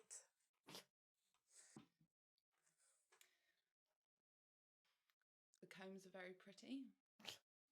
The apples are very red. The lace is very lacy. And the necklace is blue.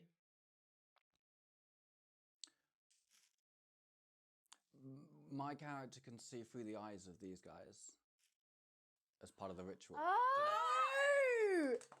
Would it help if he did a perception roll? If he can communicate with them. Oh my A god. little bit.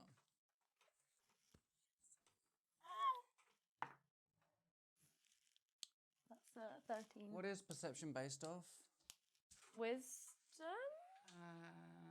It's not insight, intelligence, is it? Give me a minute. I'll have a look. Why not? Wisdom. Yeah. Okay, it's like a 13 then. The necklace has a portrait on it.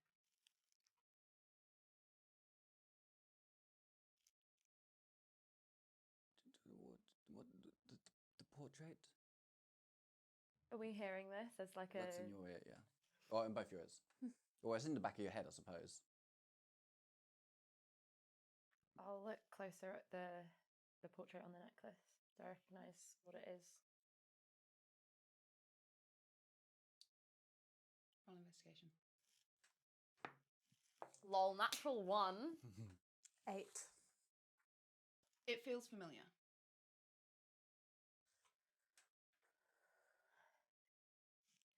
The necklace then. We must have something. Oh, an excellent choice. And which one of you wants to wear it? I will. Oh, but it looks as though you've already got one, darling. Yes. Perhaps one to match. I think it's all right.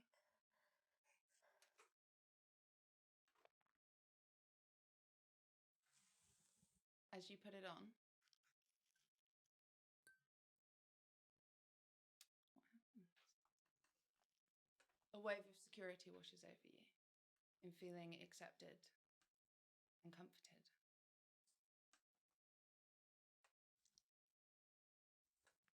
Enjoy your day. Onwards then. I'll take your hand again. And we keep walking towards stone. He's eaten my snack.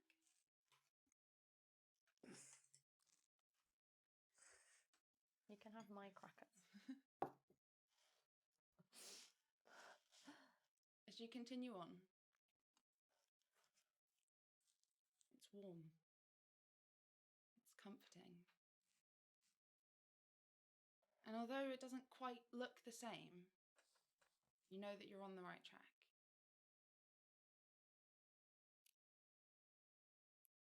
As you continue on, where the path should continue, a river seems to be crossing it. To your right, there is a bridge with roses at the base. To your left is a tree that's fallen across. Why would you do this to me? I think we should. I just walk over to the tree and I'm gonna, like, I can't really say anything, but I'm just gonna, like, nod at you. And to sort of show you that I think it's safe. And I'm going to keep hold of your hand. And I'm going to walk across it if I can. Roll dex. Straight decks. Mm-hmm. If they're holding hands, though, they are helping each other, technically. Are they, or are they hindering each other? It's not a very wide tree. I'm not walking. I'm not trying to pull her next to me. It's like, again, it's kind of the chain that we did on the bridge, I think. Oh, that's true. I mean, I would say make one each, but I guess you can decide. It's a 14. 18. As you cross, a memory forms.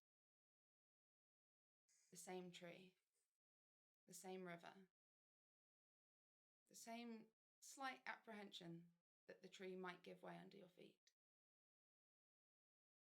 Rosalind is frightened, but Taya is already on the tree. She is holding her hand out. It's okay. Trust me, we're going to be all right. It's just a tree. I know. I'm just being silly. Agatha sits slightly further away in this memory, not having been allowed to explore, but watching all the same. There's a point in the memory where one of you almost falls, but you don't. You've got hold of each other and you always will. And you continue across.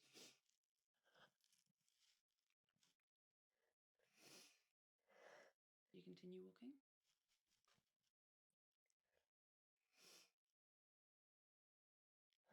Four pots become visible in the distance on the road.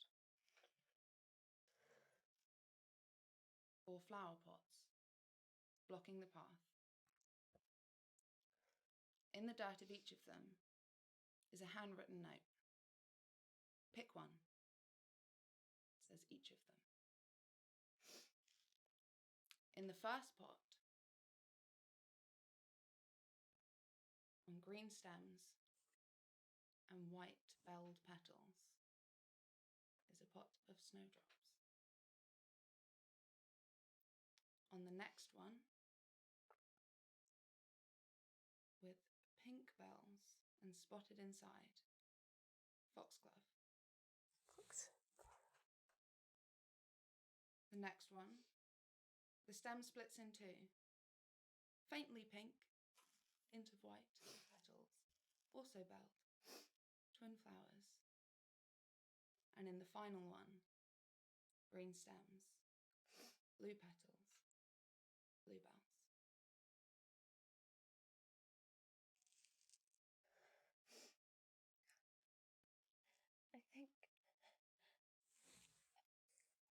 I think this one is for me. And I'm gonna pick the Roll one inside. with. Okay. 16. Okay. I'm going to the snowdrops. Do you pick one? Yeah. As you pick it, the sky starts to turn grey. Clouds roll in. Ice starts to form under your feet, spreading outwards.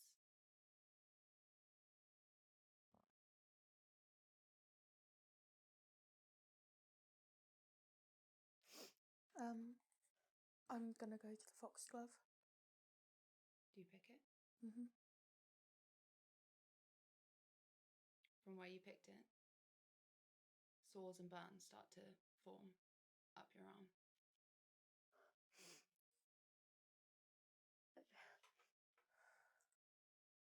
Have you dropped it or not? Yeah. Okay, yeah. You both dropped them? No, I've not. I've dropped mine. Yeah. The sores stopped spreading once you dropped it, but they're still there. Okay. If I drop mine, does the ice stop or is it like everywhere? Okay. But it has now spread a relative distance, and it's still cold.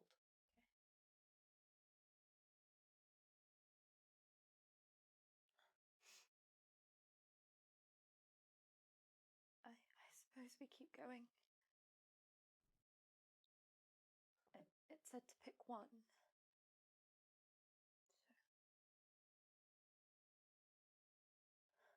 Do you walk around the pots? Yeah. Okay. I'm gonna take your hand again. The sores feel like they're getting worse, but they're not spreading. They're just more painful the further away from the flowers you get. It's not unbearable, but it hurts. Are you all right? Do you think perhaps the antidote could be another flower, or? And you're getting colder with every step. Maybe we need to go back. Turn around.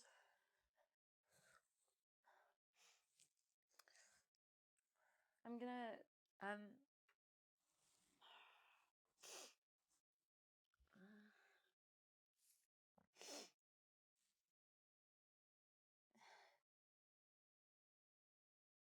it only says to pick one, but perhaps if I'm gonna like arrange the snowdrop, like put it back in, like sort of repot it almost, like back in the dirt.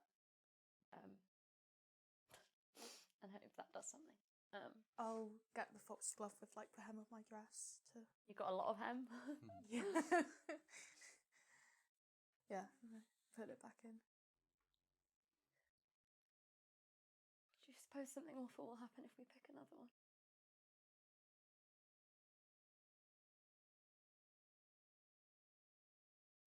What's her favourite flower again? Just point at the bluebells.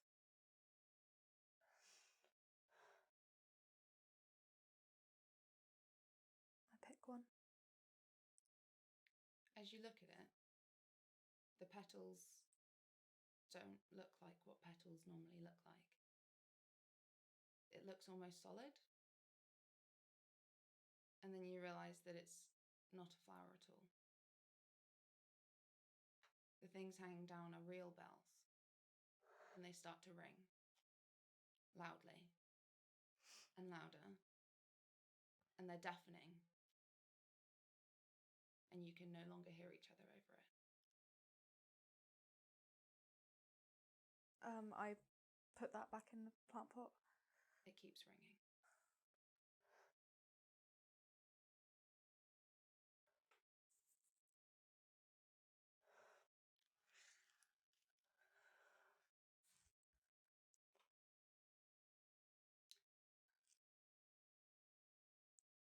Rosalind, roll a history check. I shouldn't say what my history is.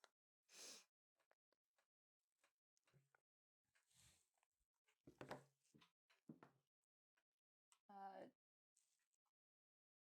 11. I really just couldn't do maths for a second.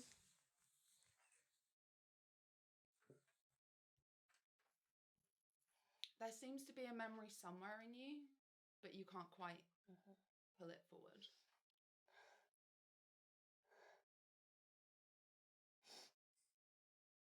I'm just gonna pick the last flower and see what happens. The ringing quietens down.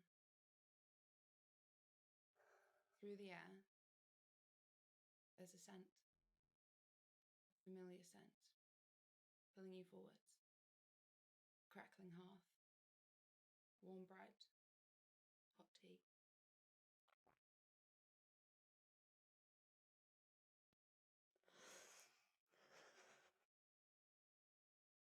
And as you stare at the pots, they begin to fade.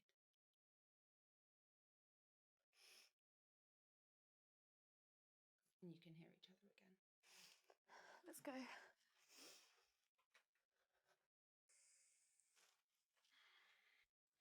And you're walking. Roll perception for me. And the random figure if you want to. 19. 3. 5.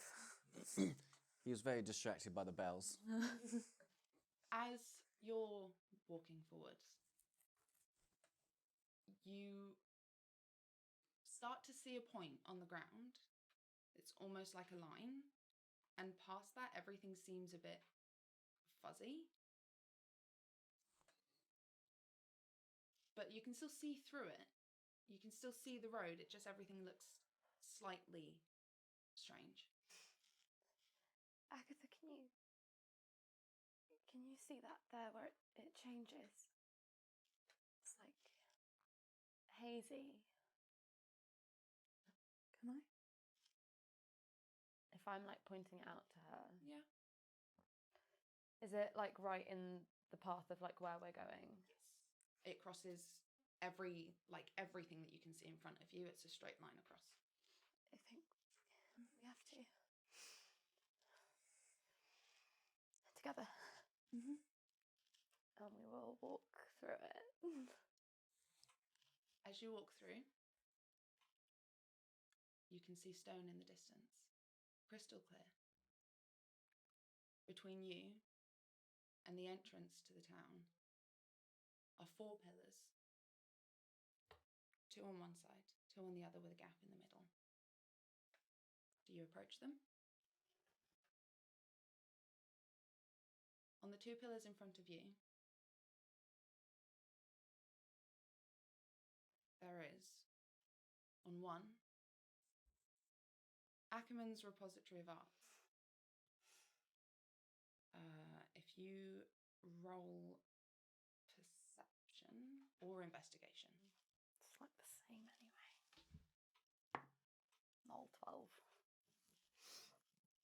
It feels really familiar, the picture that's on the front, but you don't really On know. the other one. Okay, The repository one. Yeah. And on the other one is sheets of paper. They seem to be bound with string. And on the front, handwritten, says A Mother's Lullaby.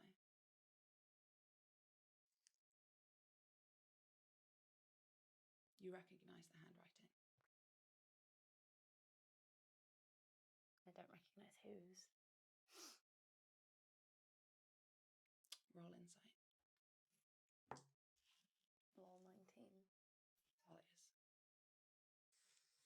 Underneath, right at the bottom, almost hidden by a piece of string, you can see she has signed her name. On your 2 pillars, on one of them, in pristine condition, is Evelina. And poking out the top, you can see like a folded piece of paper. On the other pillar, also in pristine condition, is the Bible that you always carry around with you. Poking out of that is a different piece of paper.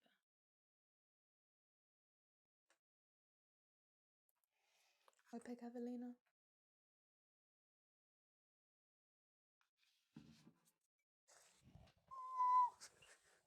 Ugh. I like don't know what I'm doing consciously, but I'm like touching the pillar like where Talia's name is signed.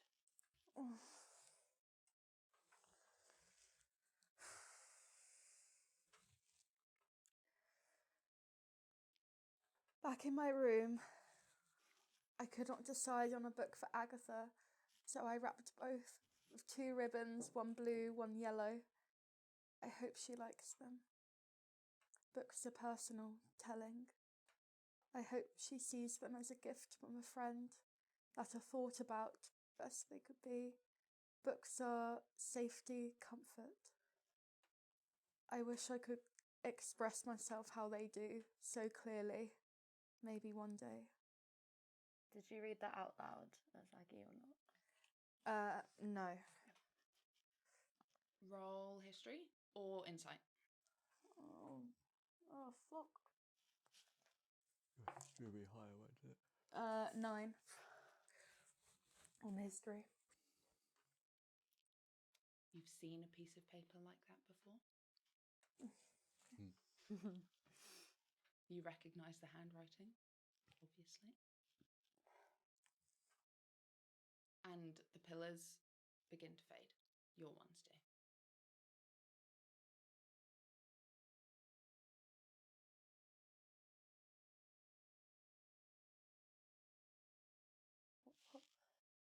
What did you do? I picked one.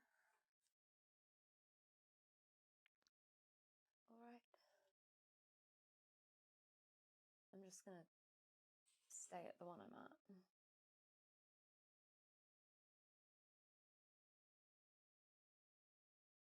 Which one are you at?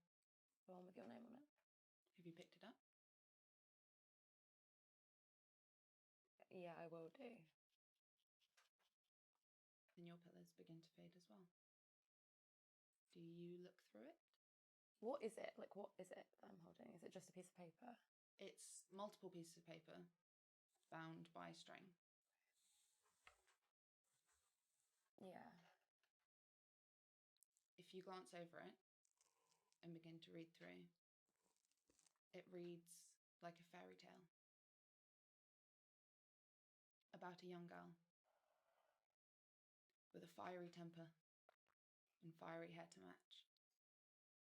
She's haunted and plagued by nightmares and demons, and she can't sleep.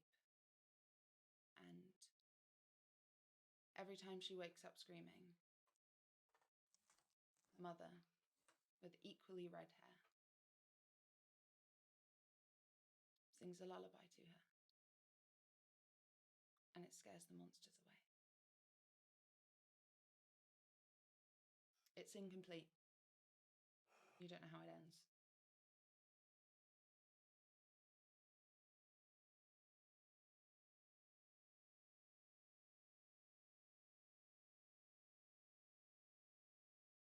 I'm just gonna keep hold of it. Are you all right? Yes. We have to keep going. Mm-hmm. As you continue along the familiar path, you finally reach the town.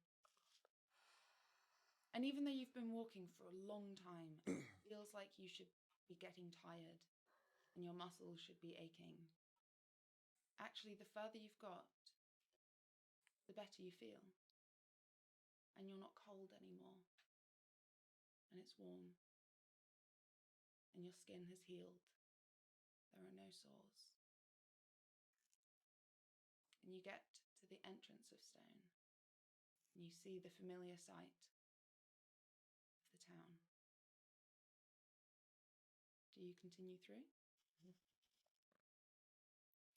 As you enter, you walk past the library, the flower shop, the haberdashery. And as you continue on, maybe 20 feet away, you notice the bakery. Somebody's walking out of it, looking over their shoulder, smiling. They're in green trousers. They're smart. A delicate, loose-fitting shirt, dark green boots, red hair falling from what clearly this morning was well done, but is no longer, with green ribbons and myrtle woven through it. And the closer you get, on her right hand, on her pinky finger, you notice something gold glinting.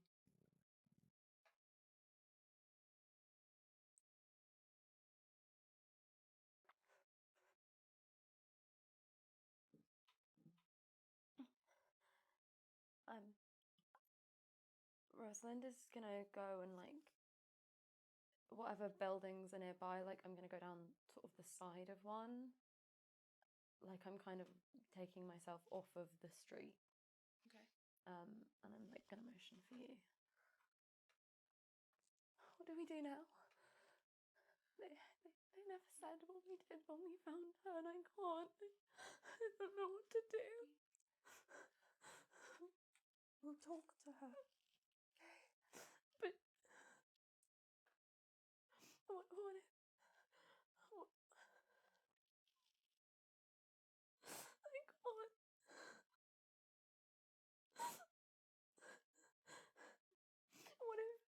What if it's not... We're not the us that she knows here. I can't pretend. I don't know how anymore. Maybe we should just we should just stay at a distance and then see where she's going and what she's doing, just for a moment, and then I'll be better. All right.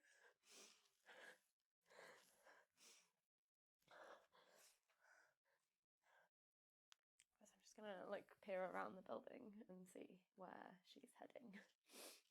She has started to walk away from you along the road.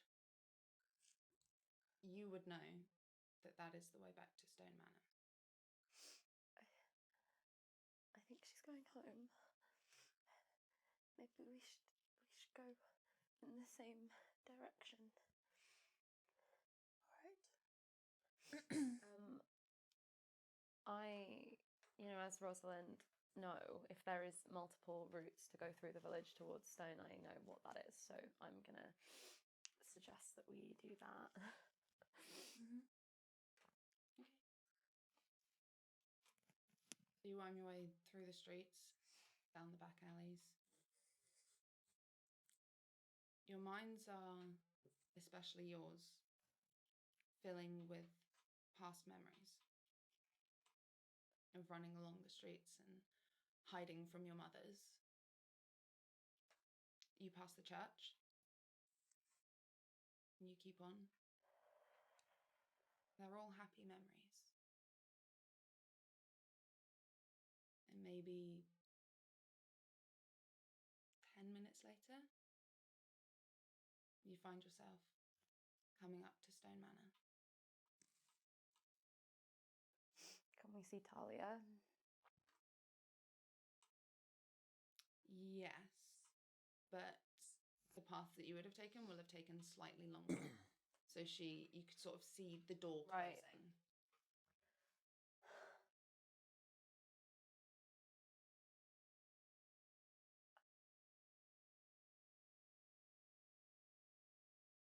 Right. I suppose we...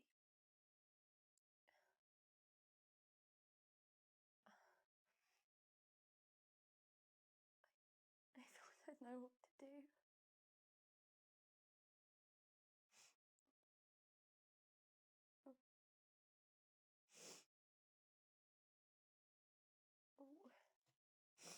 We have to talk to her. Mm-hmm. We came all this way.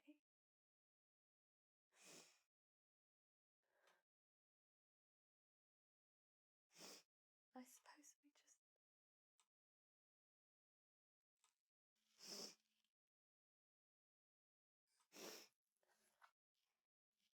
Rosalind's just looking at the door. I really don't want to go and knock on it, but... It's not quite how you remember it.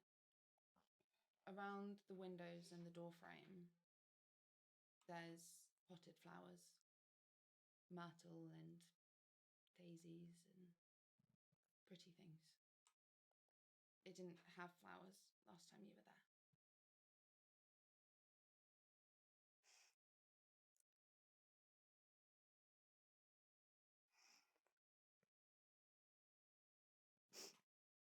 What do you want to do?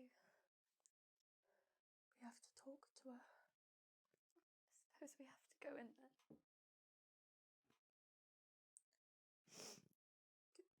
Do you want to knock or should I? I can do it. Mm-hmm. So you're going to the front door? Mm-hmm. Just gonna knock. You wait a moment, hear some bustling. The door opens. You see a familiar man. Jonathan opens it. Oh, hello, dears. You've come to visit. Yes. Oh, do come in, do come in. Did you walked? You didn't bring horses?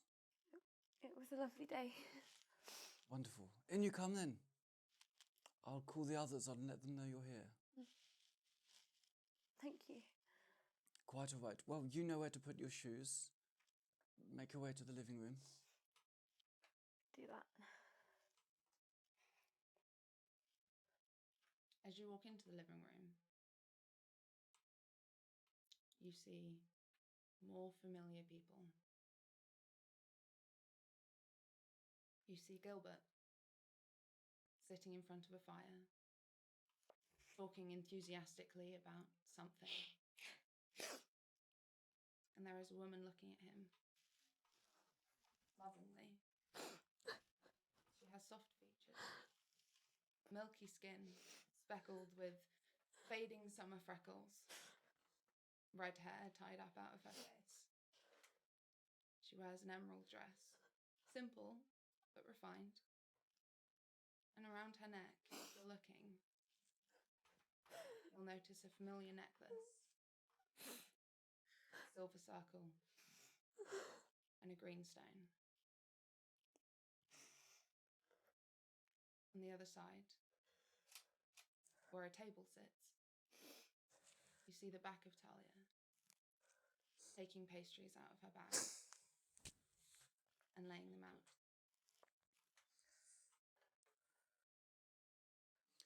Oh, Talia, it appears we have guests. My little lovelies, come and sit down, please. So good to see you again. You too. Oh, not you as well. The tears, what's up with that? I'm sorry. Come on. Come on, come and sit down. And you, Aggie. Talia's just brought some pastries home. I'm sure you won't mind sharing them, will you? Of course not. It has been an awful long time.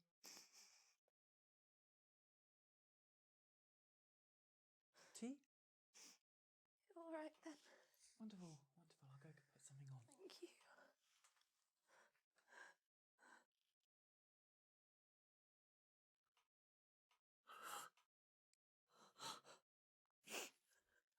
Father, Yes, dear? perhaps you might go help Mama with the tea.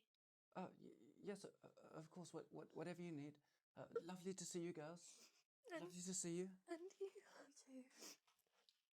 And he potters out, takes his little newspaper under his arm with him.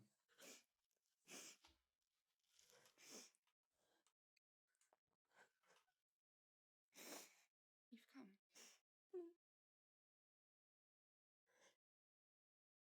We had to.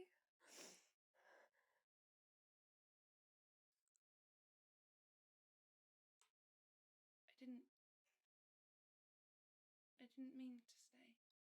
You remember? Of course I remember.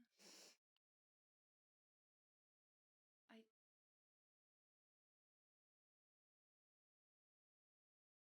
couldn't leave. I understand.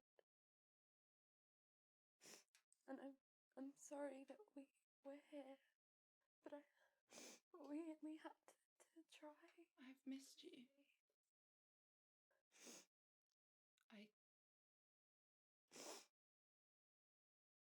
I've missed you. And I have wanted you here.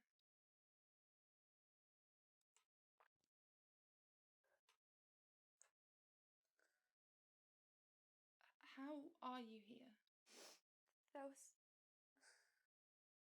Well, it's an awful lot to tell you. There was a man called Lucas, and he can do things, and he found a way of getting us here. He's maintaining the connection now, but it won't last forever. And he told us to be quick if we could. So I don't know. It's never been done before. He said he called it a pocket dimension. We were falling, and it was like there were lots of stars, but the stars were places, I think.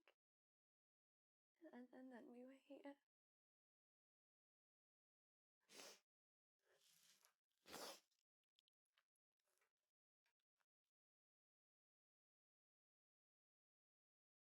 Everyone's really worried about you.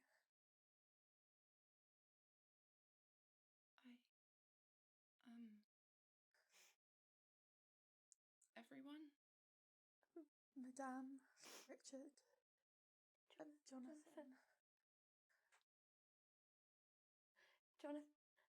Jonathan was there when we finished. When we came back. My Jonathan.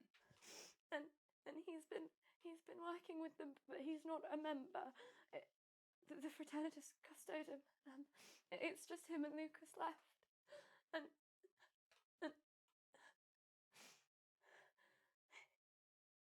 we told him everything. We had to. We didn't have a choice. He knew, and then I couldn't.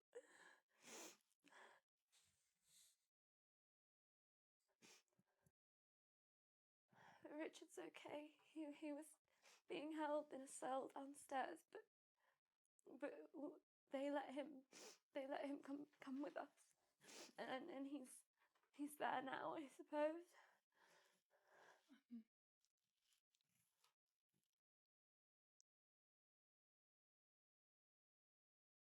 How long have you been here?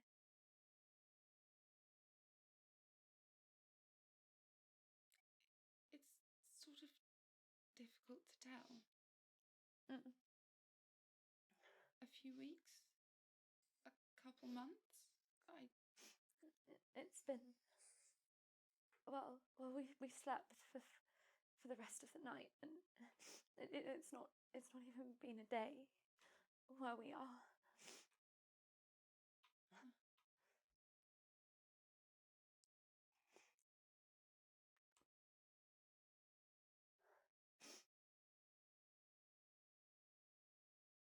You have a matching one. Oh. There was a woman, like the peddler in Snow White, and she had it here. Well, I suppose that makes sense.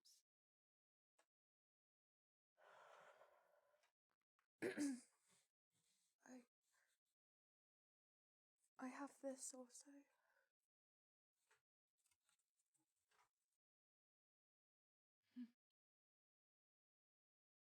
My last entry.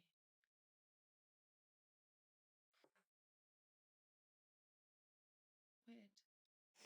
Yes, and then I suppose this is yours also. And I hand you the booklet.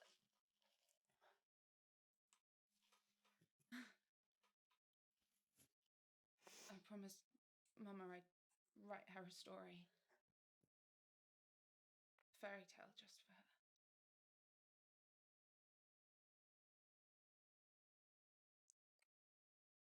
She's alive.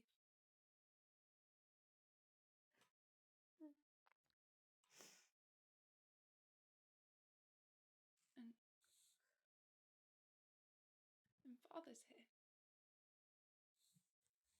Jonathan, the thing that happened to you, it happens to your father. He uses it in battle. They're the fists. They said it.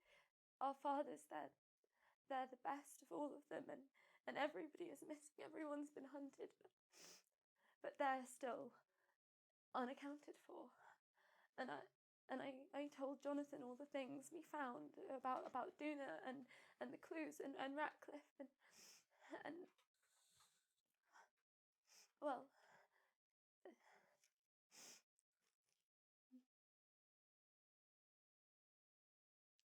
That doesn't happen here. I know.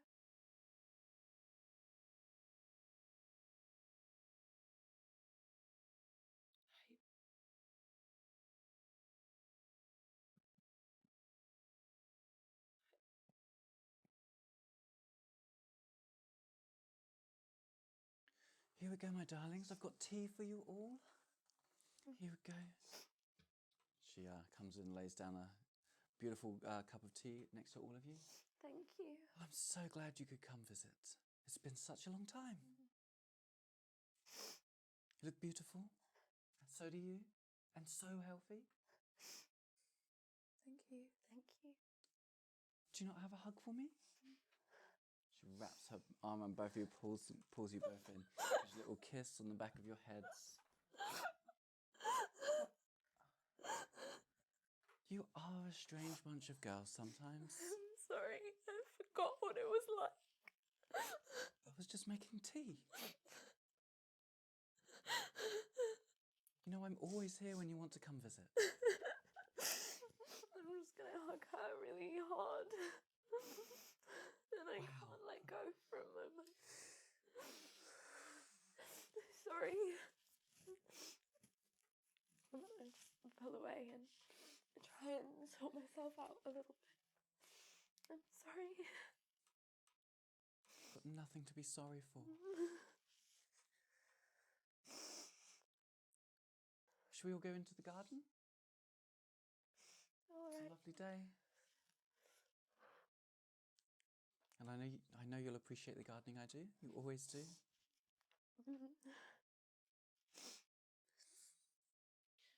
And she will lead us towards the garden. Out the back door. And as it opens, it's green and it's colourful. And it smells amazing. And there is every flower that you could want to be there. And there are no roses.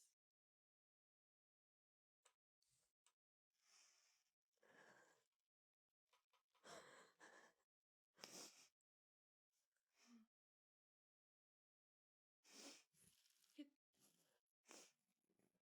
stay here.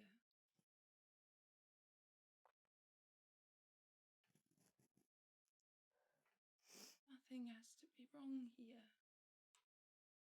And now you're here. I don't need anything else. No. You're always welcome to stay as long as you like. You know that. You're loved here. Both of you. I know.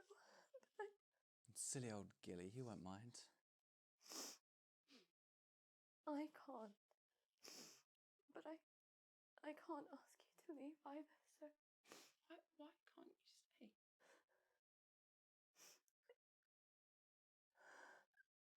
I thought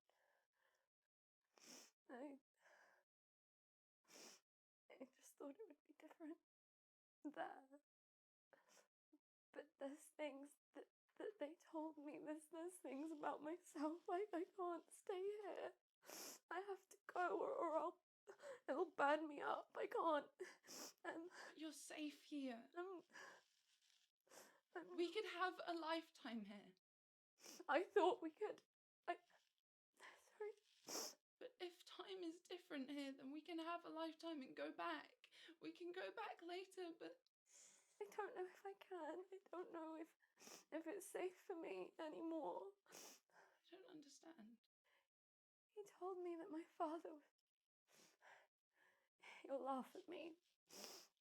Papa is a sorcerer, and I have been very foolish indeed. And now I am bound to a magic that was meant for Archibald, and it'll burn me up if I don't learn how to use it. And it's still here, and I can't Do you want to stay see a here. ring on your hand? I don't know. I think so. Okay. And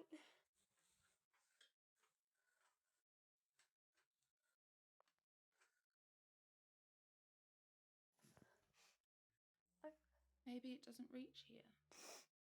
maybe, but regardless,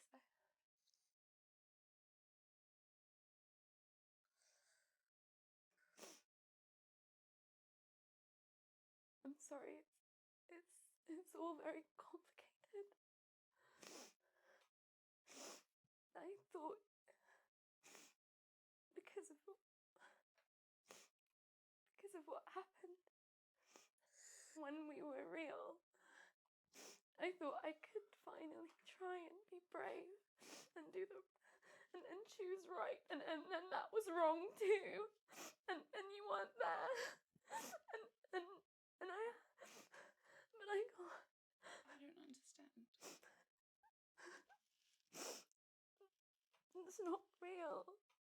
And it's not for me. And And I know how it feels when it's real now, and I am sorry, but I can't. I've been pretending for so long, and I can't do it anymore, and I'm sorry. And I won't ask you to come back with me. We can be real here. Come with me.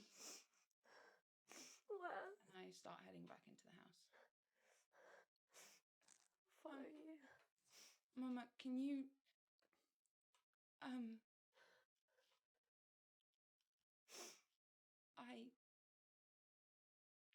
Yes, darling?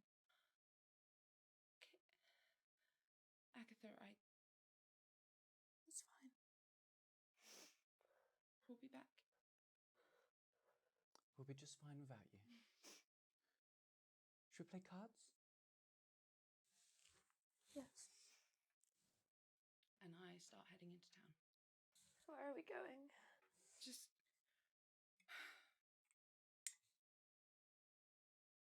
onwards. And it's busier now than it was before. And I lead you right into the middle, where there's the most people.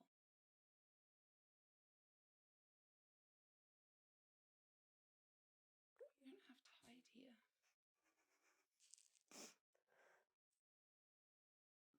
If we don't want anybody to see us, then they won't. And I know that it's not real, but I can't. I'm only real when I'm with you. And I can't be with you out there. And here, nobody cares. That's what happened in mine. I saw a place for us. And we had a cottage, and it was beautiful. And we walked through a village nearby, and you kissed me right there in the street. And that's when I decided to go back, because I knew it wasn't real. I knew that couldn't be real. But I'm real. That wasn't me, and this is. But there isn't one of you here, because there couldn't be. This is supposed to be perfect and not real, right? That's why she's here. That's why he's here. And they couldn't do that with you, because I would have left. You are already perfect to me. And there is nothing that you need to change, and I can... But I thought... But we can have each other here. I thought you wanted me out there. I thought... I do. When you kissed me, I thought that it meant that... That's why I left there. If that hadn't happened before, I would have stayed, I think, but... And you think you can do that? I don't know. I thought I could try. I thought maybe for once I could try. And then you weren't there. And now I don't know anymore. I don't know what to do. I'm sorry, but something really bad is happening out there, and my papa is out there, and he's real, and he's in danger, and he could do things, and they're going to teach me how, and I don't think I can do it, but of course you can. But Archibald is gone too, and Albert is at home and staying out of it. I know. Please don't. I'm not trying to convince you because you know I can't understand how it feels, what you have. I can't. But Gilbert is out there, and I think something really bad is happening to them. And I think he knew that you were coming to save him. What do you mean? I don't know, only that it was supposed to be for our brothers.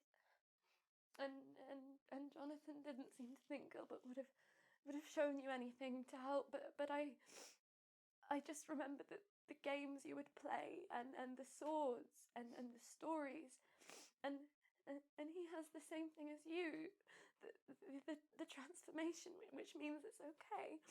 And I'm sorry, it doesn't matter anymore. I can't stay here, I can't. It's not. I'm sorry. Because I can't be here and then lose it again. And I can't be here knowing that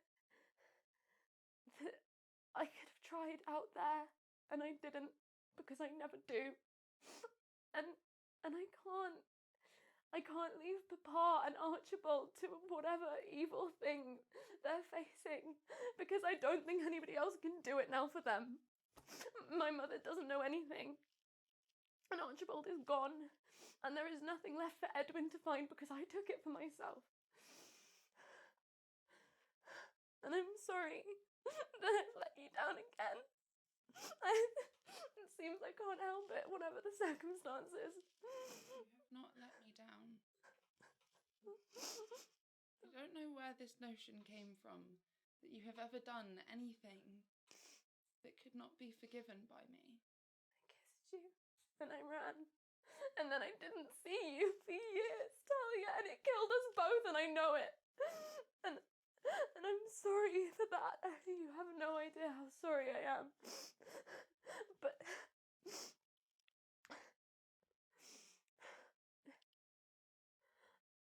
for what it's worth, I went back from mine because I thought that would be putting things to rights.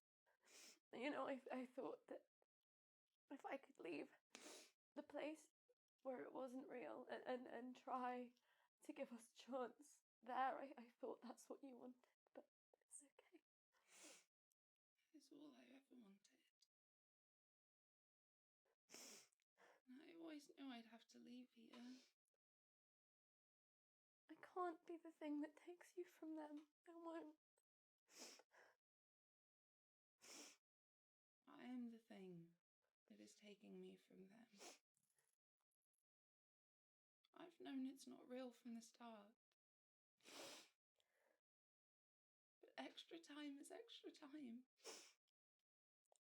I know. I mean, I can imagine. And I know that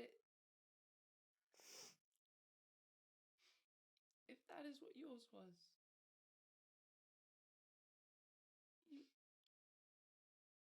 there is not a perfect version of you here. There is not a perfect life with you here. I want that in the real world. You are everything that you have ever needed to be. And I do not ask anything more or less of you.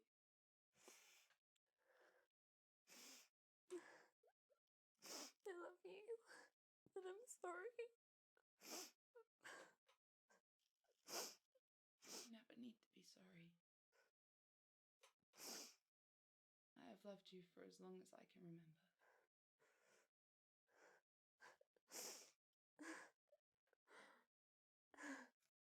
Shall we go back?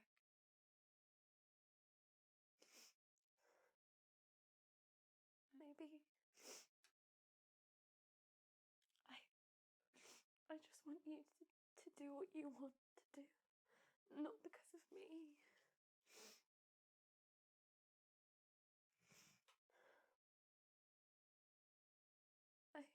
I'll understand if you stay.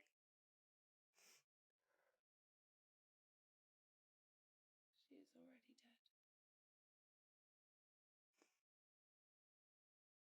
I've done it once, I can do it again.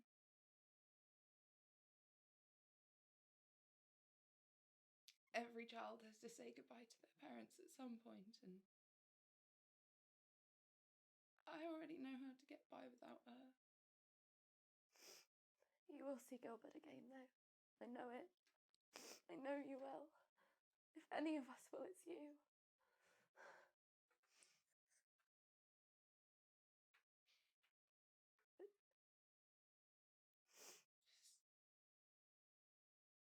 I wish I could tell you that you could stay as long as you liked and come back when you're ready, but Lucas is they've all been, well, they're all gone. It's just Lucas left and Jonathan's not even truly part of it, but Lucas is very young, and he says he's only been doing the spells for a matter of weeks, and no one's ever done this one before, and he, I don't know how long he can maintain it or what it is, but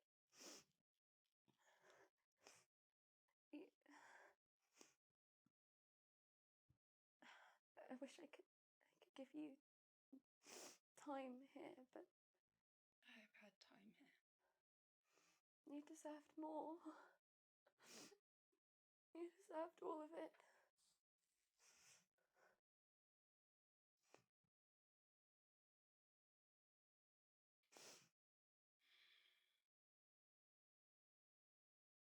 Let's go home.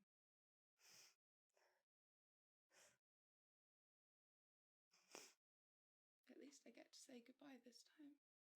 I don't want you to have to. You want to stay. You should. And I don't think anything bad will happen, but I think Agatha and I can't stay long. Come on. And I'll take your hand and start walking back towards the house. Meanwhile, We've just been playing cards by the window, the sun's shining in. We've just lots of chit chat. I've been asking what she's been up to, that sort of stuff.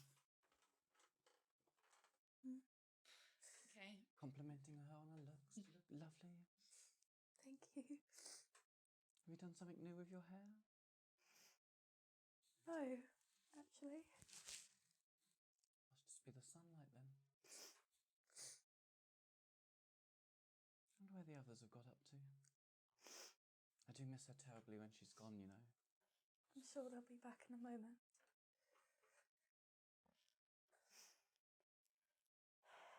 Of course I miss you as well. We should really visit more often.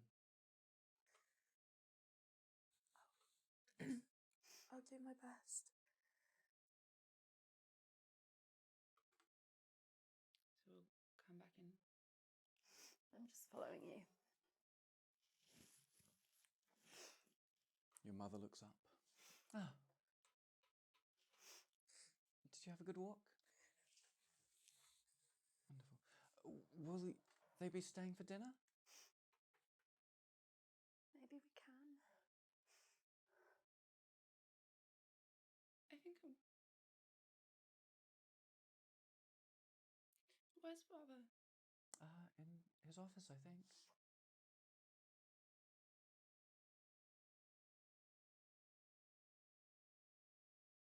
I don't think they'll be staying for dinner. Oh, that's a shame.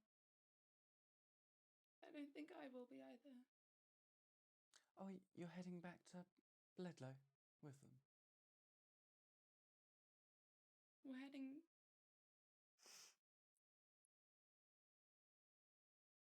Yes. Why are you crying?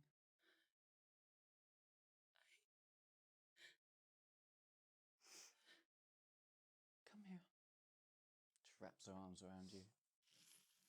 It's okay. Whatever the matter is, we'll get through it together. No, we won't. Of course we will. I'm always here for you. No, you're not. What do you mean? You said you would be, and you're not. I'm here right now. I'll never leave your side if you don't want me to. But I think I have to leave yours this time.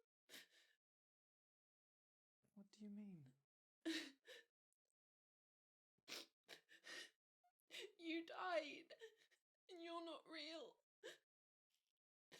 And What? I don't like this story. I don't like it either.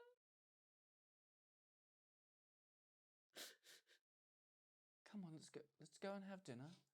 We'll get over this silly nonsense. I love you, Mama, but I can't. I love you too.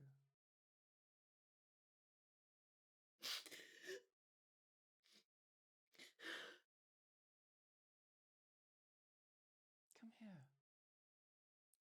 hugs you tighter.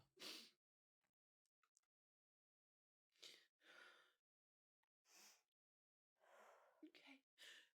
Sorry.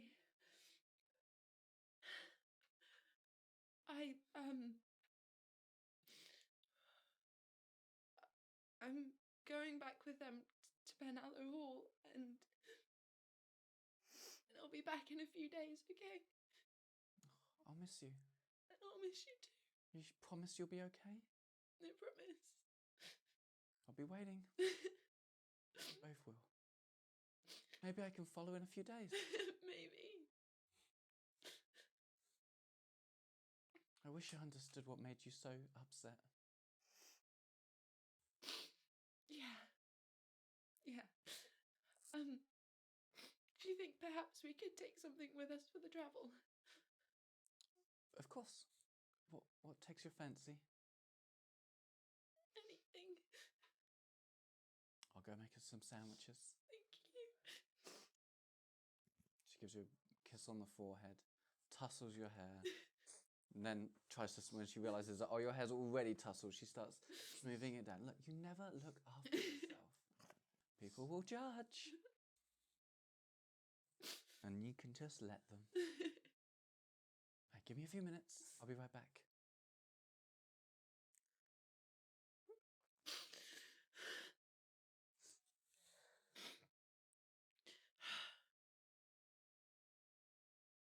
Okay. How do we leave then? I don't quite know. Well, I suppose we go back the way we came. We just appeared and we were walking. It was just outside of the village. Are you sure you're ready? I don't think I'll ever be ready. Let me go say goodbye to Father. And I'll go in and head towards his office. Mm-hmm. Yeah, you open his door. I give it a little knock. You open the door. He's sitting there. His newspaper sort of over the desk with the light shining. And he says, hello, darling. I'm leaving Oh, for a bit. so soon. Well, where you're heading back with the girls? Oh, that's wonderful. I'm sure you'll have lots of fun with them. Yes, your mother and I will miss you, of course. Yes. But and I will miss you too. As well. When will you be back? I'm not sure. Oh, a big trip. A week? 2 weeks? Maybe. Well, perhaps I was planning on meeting Rosalind's father anyway, so perhaps we'll see you in a few days. Yes, maybe. You're crying? I'm quite alright. They didn't bring bad news, did they? No, not at all. I just don't like to leave. I don't like it when you leave either. But, you know, a father gives his daughter a certain amount of freedom, and there is a price to be paid, one supposes. No, I wouldn't have it any other way.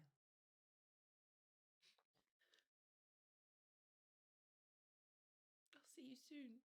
Yes. Okay. Well, let me get up and give you a hug. One moment, he folds the newspaper over and comes over and just gives you a little hug. There. Cheer up, and we'll see you in a few days. Your mother and I will come over and visit for the day. I'm sure they'll love to have us for company. All right. We best be off to get back before the sun goes down. Yes.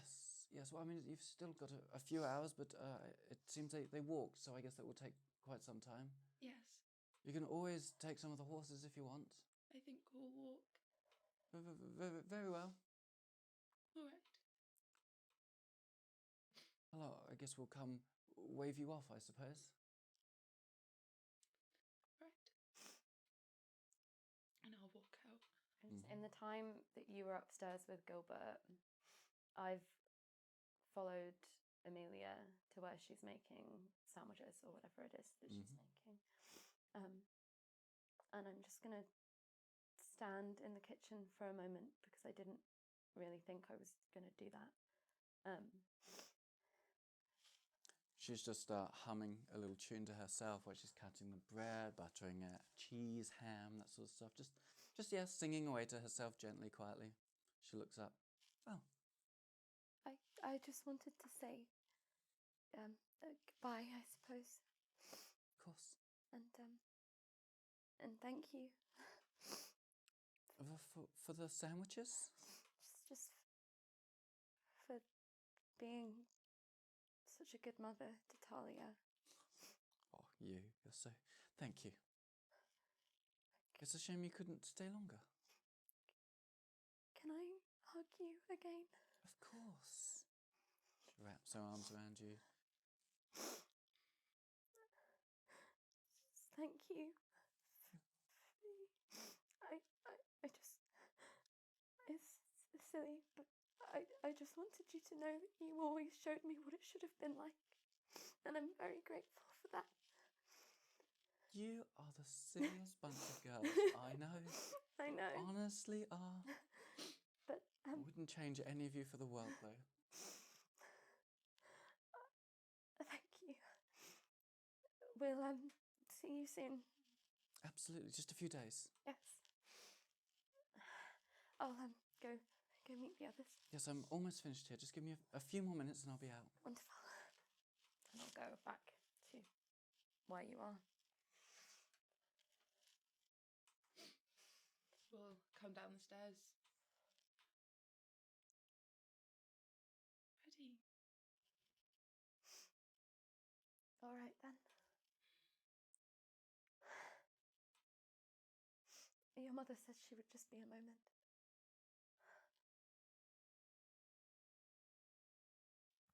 I've already said goodbye, so...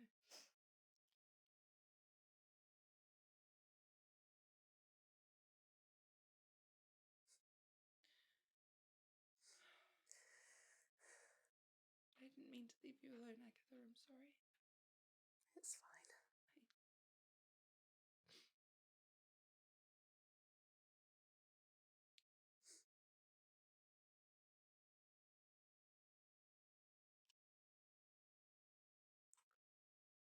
And then I'm going to wait for you to leave before I start walking. So you will leave? Mm-hmm. Cool. So here's what you don't see. No. We don't want to hear this. A few minutes later, No. Gilbert comes down the stairs, newspaper under his arm again. Talia. And in the kitchen, you can hear the last little bits of movement going on, and the door opens, and Amelia pops her head up. Darling, they're just I think they're just in the living room. I was just making some sandwiches for them. And they join each other at the bottom of the stairs and head into the empty living room together. Oh. I don't suppose that they left without saying goodbye properly, did they? No, I did say about the horses. Perhaps they changed their mind. We'll go and check the stables, I suppose. Perhaps they're there.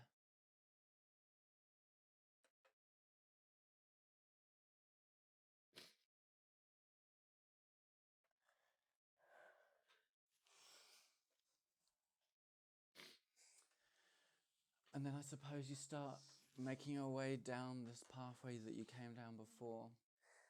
You push past that hazy barrier onto the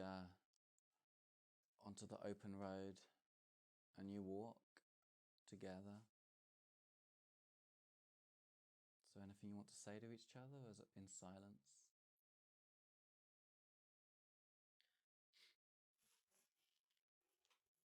I'm sorry for making you come here.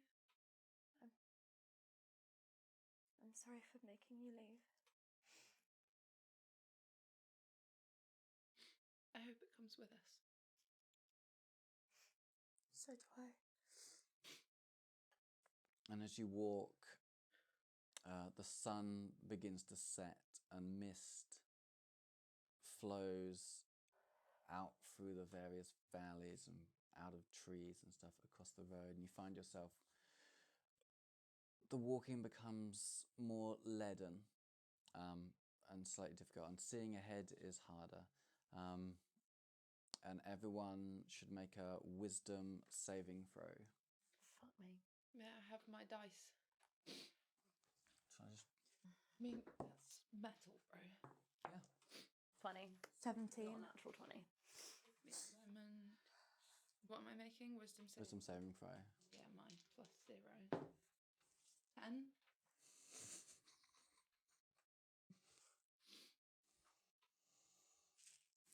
I'm so scared if we leave without her again. And as you walk, holding hands, your bodies sort of go numb. You can't feel hands anymore. You can't feel your own hands. You can't feel the hands you're holding. And you can't see anybody next to you because the fog is so thick. But there is this instinct still to keep walking. And before long, it's just black. And it's like you have like oil in your ears. It's oppressive. And then there's a sort of pop sound, like your ears pop when you blow your nose sort of thing. And a rush of wind and sort of a feeling of water. And your body, you suddenly feel your body again. Before you can catch yourself, you sort of crumple to the floor and you vomit. You're vomiting blood and black bile and just acid, and your vision's swirling. And as you sort of give it a few moments to pull yourself together, you can see you're looking, some of you are looking at the floor, the wooden floor of the library that you were in before. You sort of shake your head and try to refocus again. Rosalind, you look up to see Agatha opposite you in a very similar condition. And you look around the room and you see Jonathan. And you see Lucas. And you see Talia. And you all look up at each other.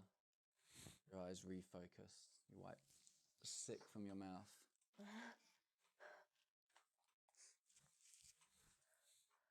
Lucas just falls backwards, unconscious. And that glow of the salt symbols on the floor just fades away. Jonathan steps forward. And that's where we'll end it.